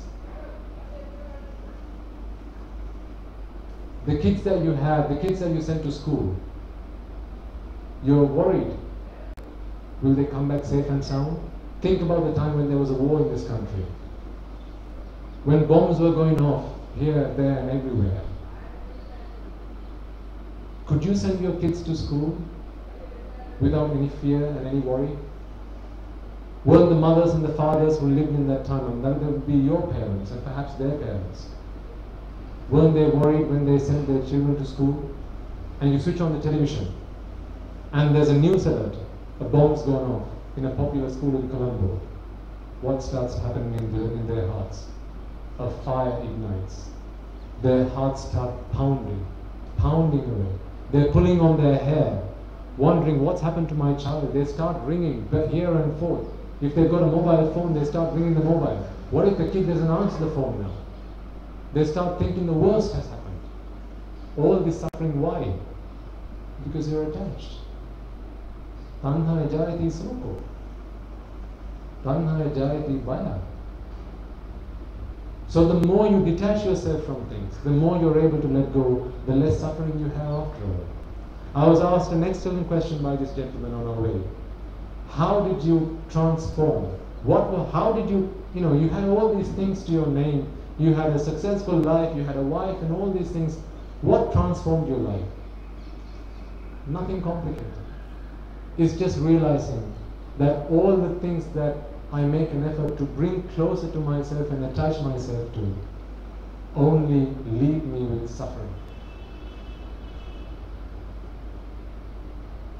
What time is it?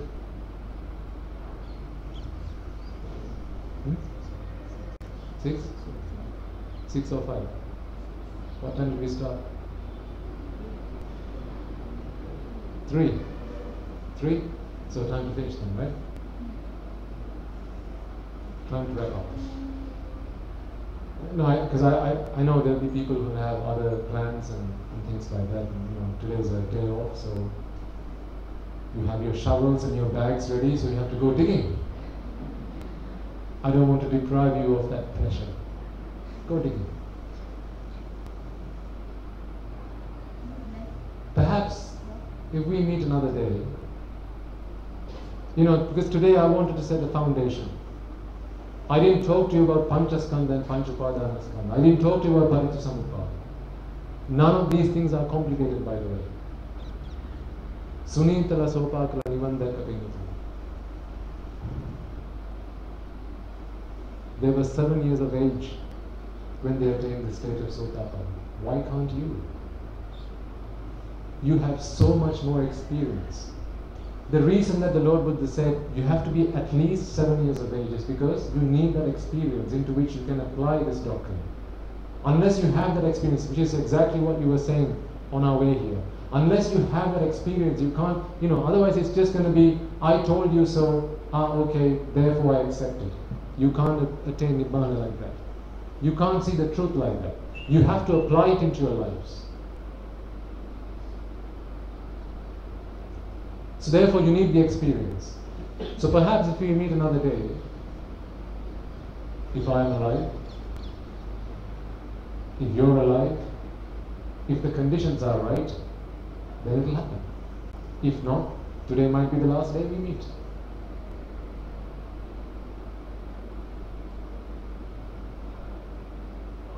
There was a story I was going to tell you, wasn't there?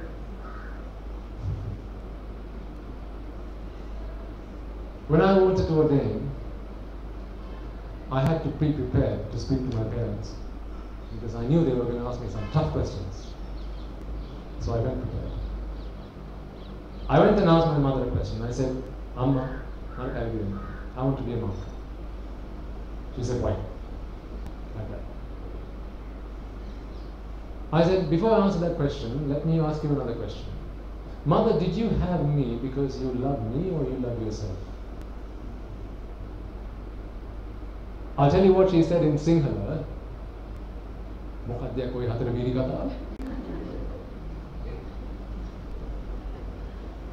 I said, no, I'm not kidding, I'm serious. Did you have me because you love me or because you love yourself? She said, no, that's out of the question. I had you because I love you. And I said, are you sure? She said, yeah, of course I'm sure. Okay. And then I said, didn't you and Appachi, a few years into your marriage, start to think, hey, what's going to happen when we grow old? Who's going to look after us? Didn't a question mark, didn't a problem come into your minds? A few years into your marriage, didn't you and Appachi begin to think, when all this wealth that we've acquired, who are we going to pass this on to? Because if you don't have kids, what happens to that wealth? Goes to the state. Okay, I'll ask you a question. Are you willing to give all your wealth to the state? Put your hand up if you are. If you say yes, I'm going to ask you to do it right now, okay? Okay, there's nobody here. So you want someone to pick it up from you. No, you have a problem.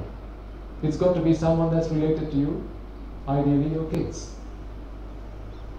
Didn't you and Appachi think after a few years of being married, I'm tired of seeing the same face every day.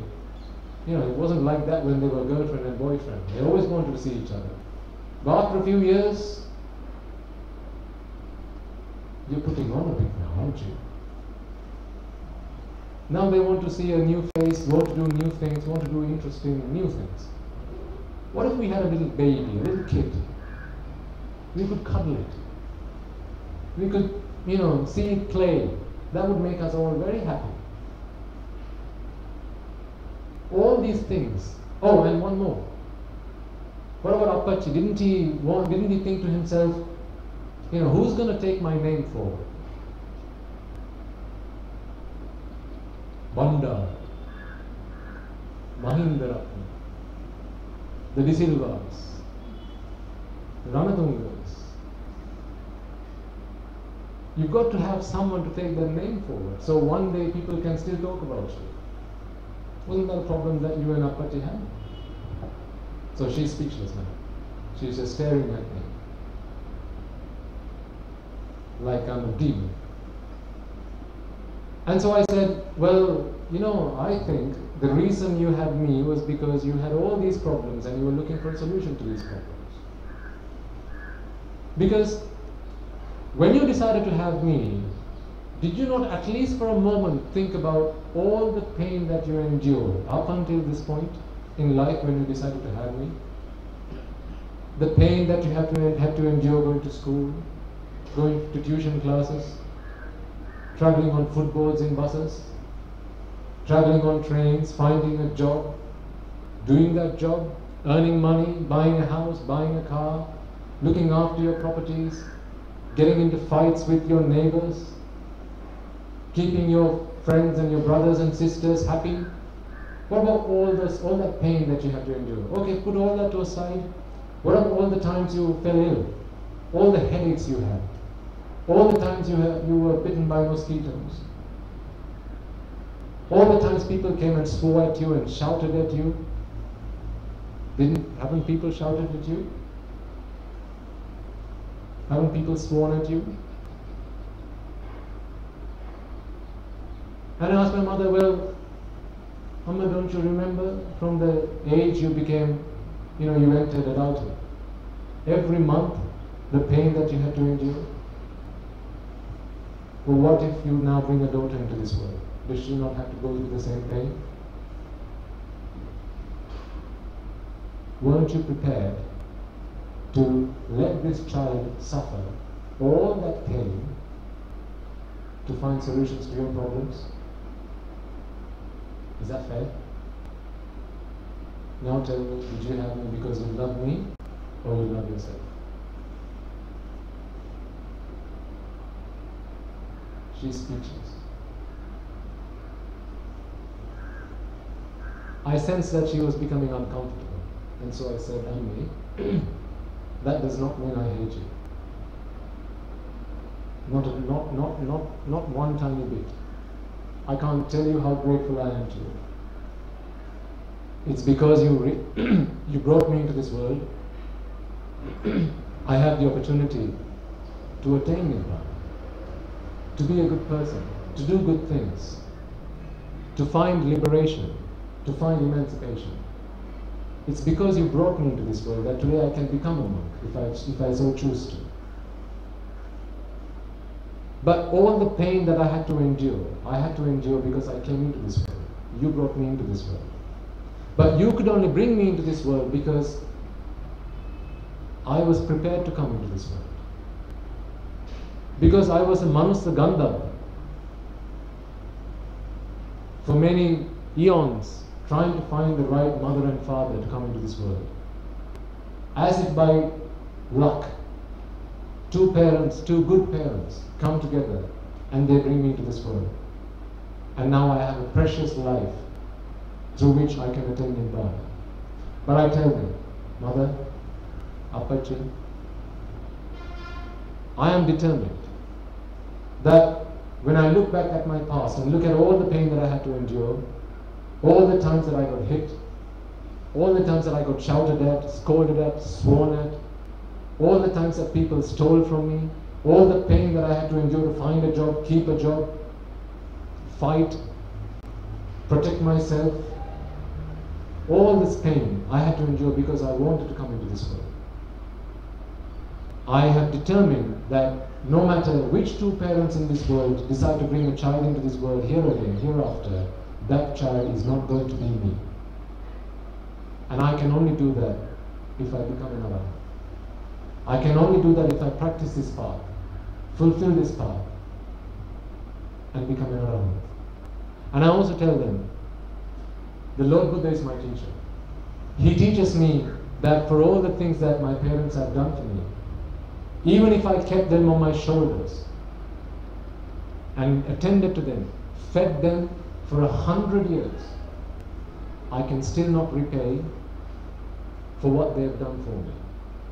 I cannot repay the debt for all the milk that she has fed me, for all the sweat and tears that my father has spent on me, shed on my behalf. There's only one way I can do that, and that is by giving them the Dhamma. And that is what you're doing today. By giving your parents this opportunity to listen to the Dhamma, to understand Anicca Dukkha Anatta, and to find liberation, so that they don't have to come back into this world again. There will be elderly people in this gathering here today. Think about how much your bodies are suffering today. How many different types of medicines do you take every day right now? This wasn't the case 20, 30, 40 years ago. 20, 30, 40 years ago, you stood in front of the mirror and you looked at the mirror and you looked at a beautiful person standing there and you thought, wow, I don't have one grey hair on my head. Today you stand in front of the mirror and go, I don't have one black hair on my head. 20, 30, 40, 50 years ago, you looked through your 2 eyes. Today you need 4. 50 years ago, you could stand up by yourself. Today you need someone to support you. Today you can go to the toilet by yourself. I asked you a question a little while ago, and you all told me, I cannot guarantee that I will be able to do that forever. All this you have to endure because you came into this world. You can do lots of good, you can do meritorious deed. Be grand, no problem. But all that will do is give you birth in either the human world, the blissful world, in the Deva worlds or the Brahma worlds, but that is not going to stop your rebirth cycle. So I told my parents, this is why I want to go down this path. I want to practice this path. I want to fulfill my journey and teach you how to come out of this samsara. The day I've done that, I will have repaid my debt to you. I have one last question for you all. I want you to think about this, particularly because there are young children here and parents who love their children so dearly, as well as children who love their parents so dearly. Please think about what I'm going to say right now. If I asked our children here today, do you think your parents would ever be murdered by yourself? Do you think you'd ever kill your parents? Is anyone going to say yes? No. Of course not. If I ask you to put your hand up, do you think you're going to kill your parents one day? No, I can't see any hands going up, so parents, don't worry. I'll ask the parents. Parents, do you think your children are going to kill you one day? Or you might die at the hand of your children one day? Do you think so? No. You live in the same world that I live in, right? You have your eyes and ears open, much more than I do, because most of the time I have my eyes shut. But you have your eyes and ears open. I don't even know who the new president of the States is. Thank you. I know now. But you will know when you listen to the news, when you read the newspapers, the number of times a young boy speaks to the mother. Amme, because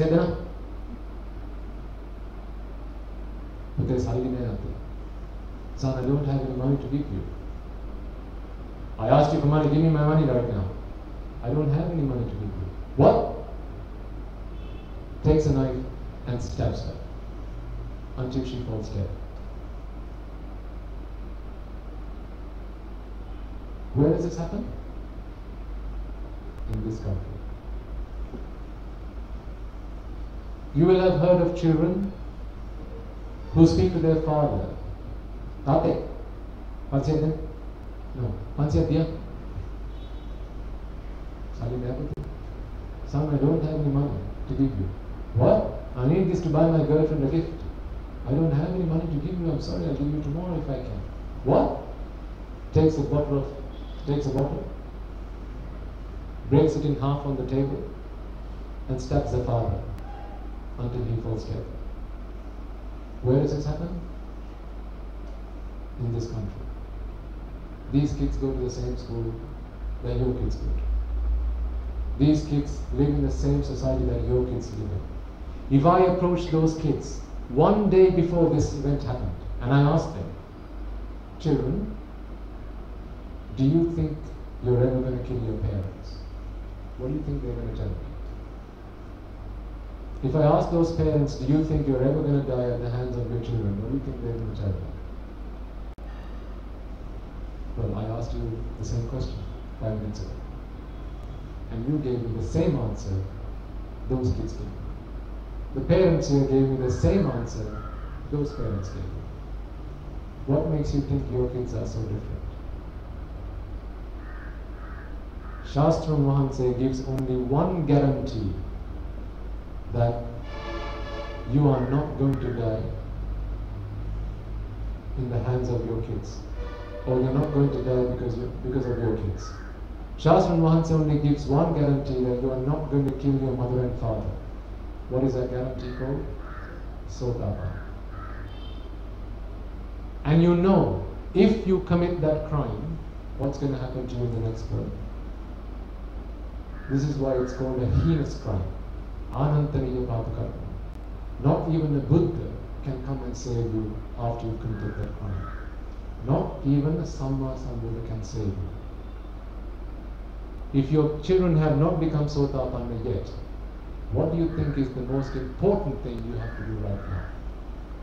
Remember, an Arahat, Tathagata Mahanse, Shastra Mahanse equals parents to whom? Arihata Mahanse. This is why he says, killing an Arahant is an Anantariya Papakarma. Killing parents is an Anantariya Papakarma. So children here, remember, you live among Arahants at home. If you think about raising your voice to your parents, you have no idea what kind of sin you are committing. If you think about shouting at your parents, you have no idea what kind of sin you are committing. The consequences of these sins you will have to endure, you will have to suffer for many thousands of births. Who says so? Not me.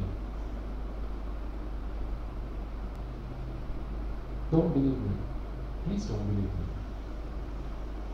So if your children are not Sotapannas yet, if they don't realize Anicca Dukkha Anatta, if they don't understand that this world is essenceless, there is no meaning to be gained in this world, it's just a rat race. It's just chasing after material gain, material wealth, which has no real pleasure in it. It's nothing other than going after worldly pleasures, playing a game that someone else has set rules for. And ultimately, in the search for this happiness, this kind of happiness, in the search for sensual pleasures, all you've done is the Dasa Akusala, the 10 unmeritorious deeds. Remember, parents, this is what your children are taught every day when they go to school. I'm not saying don't send them to school. This is what society teaches your children. Take whatever you have to, as long as it makes you happy. Do you think a young girl can walk on the streets in Sri Lanka today? Or any country for that matter? If you have a young daughter, and it's past 8 o'clock, 9 o'clock at night, are you prepared to let her walk by herself? Why? Because you know this is what society is like. You know that when there's a boy, you know, this is what society tells your kids to do. Hey, look at that girl. Take her. Go do whatever you need to her. Destroy her. As long as you're happy, who cares what happens to her? This is the society in which your children live. So unless they become Sotapannas, they will not stop at anything to gain the sensual pleasures that they think is a treasure trove. So parents, I appeal finally one last time to your intellect and to your intelligence. If there is one thing you need to do, if you care for your children, make them Sotapannas. You can't do that by force. Son, become a Sotapanna, become a Sotapanna. That's not how you make someone a Sotapanna. Let them listen to this Dhamma. Show them the right path. Take them and set them in front of a monk. In our monastery, we're going to start this program soon where young boys, unfortunately we can't do this with girls because, you know, a monastery, we can't allow that. Once we have a nunnery, we'll make an opportunity for that. But right now, if you have young children, and when the school holidays come, bring them to us. Let them spend a week with us, with our monks. There are 40 monks in our monastery, all of whom are under the age of 40. Our youngest monk is 7 years of age. He still can't catch his breath when he speaks. But if he sat down on this seat, he would preach to you in exactly the same way that I did. Not by memorizing, but through his own understanding. Gaining this understanding is not complicated, it's easy. But for that, you have to listen to the Dhamma. You have to analyze it, apply it to your lives. Make sense out of it. Please, parents, give this gift to your children. Is there anyone here that hasn't committed a sin in all their lives? Anyone? Raise your hand if you've never killed even an insect. I have not even squashed a mosquito. Anyone? Look around, there's nobody by the way. Anyone here that hasn't even uttered the tiniest lie? Anyone? No.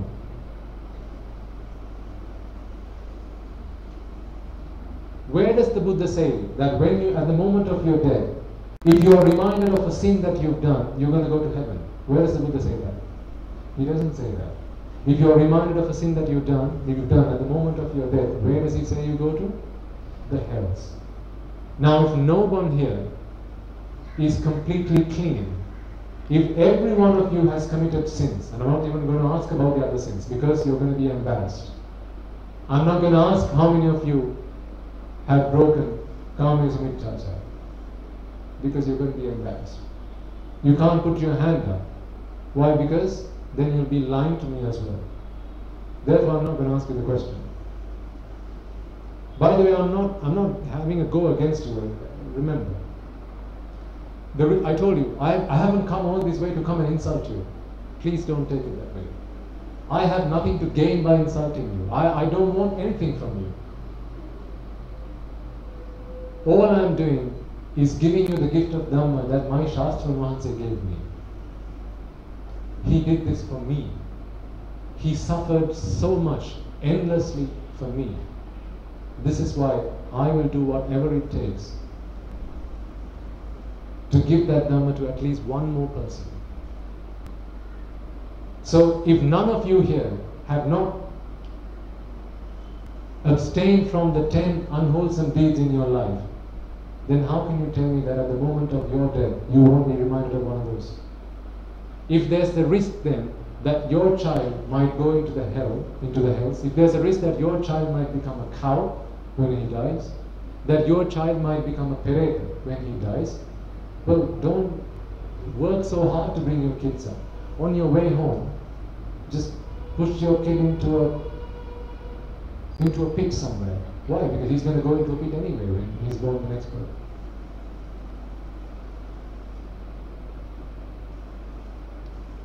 Just put your child into a butchery. Why? Because he's going to be a cow in the next birth anyway. Why work so hard?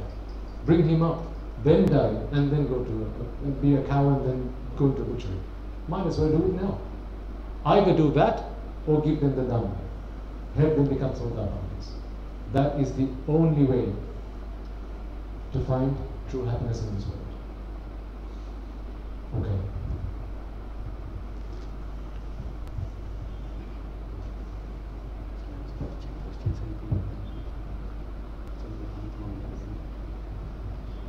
Does anyone have any questions?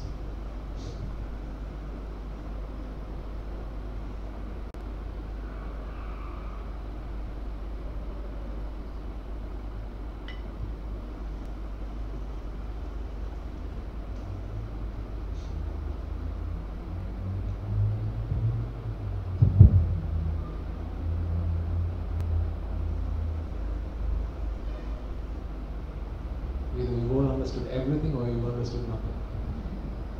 I'm hoping it's the former, not the latter.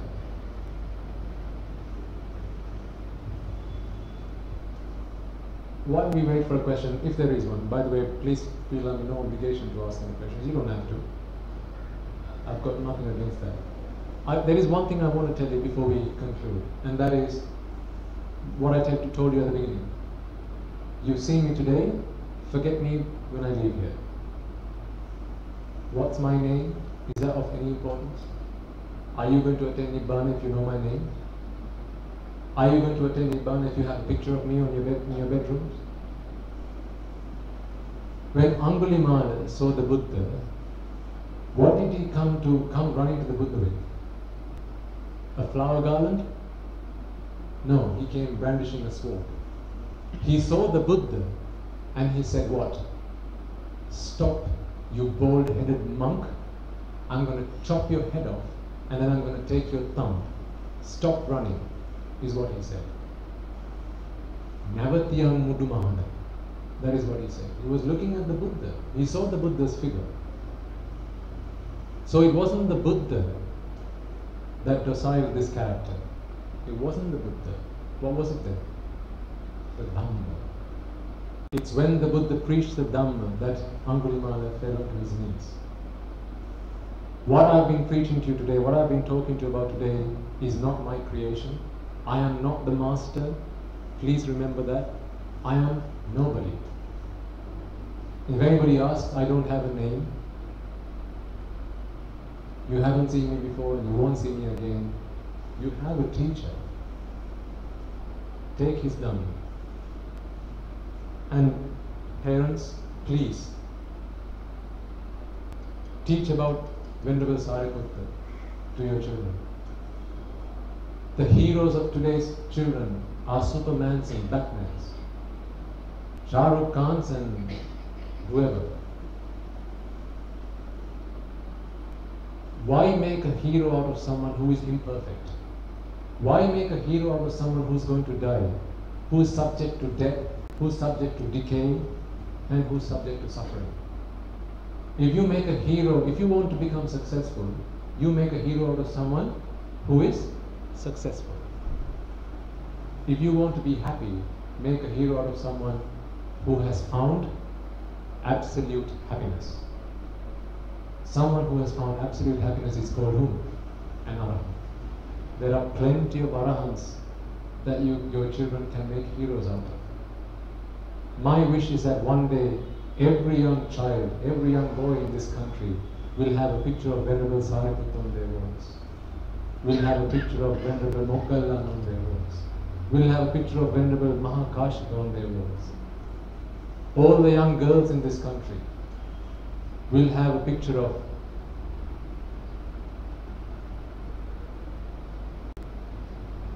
Yasodhara on their walls, Bhadrakachari, Maharahatya. These are the figures that need to be your heroes. Why? Because these are the figures, these are the characters who were our ancestors, your ancestors.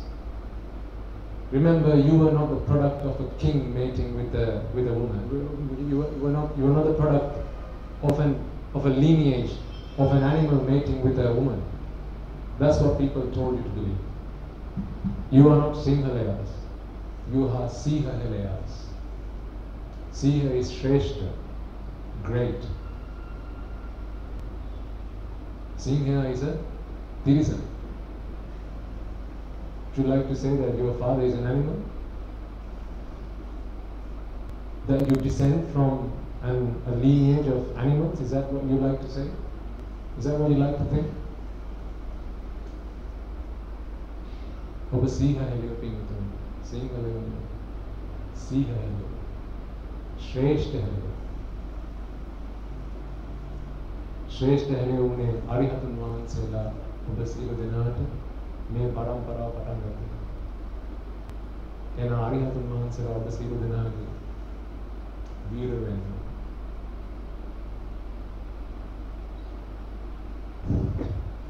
Okay.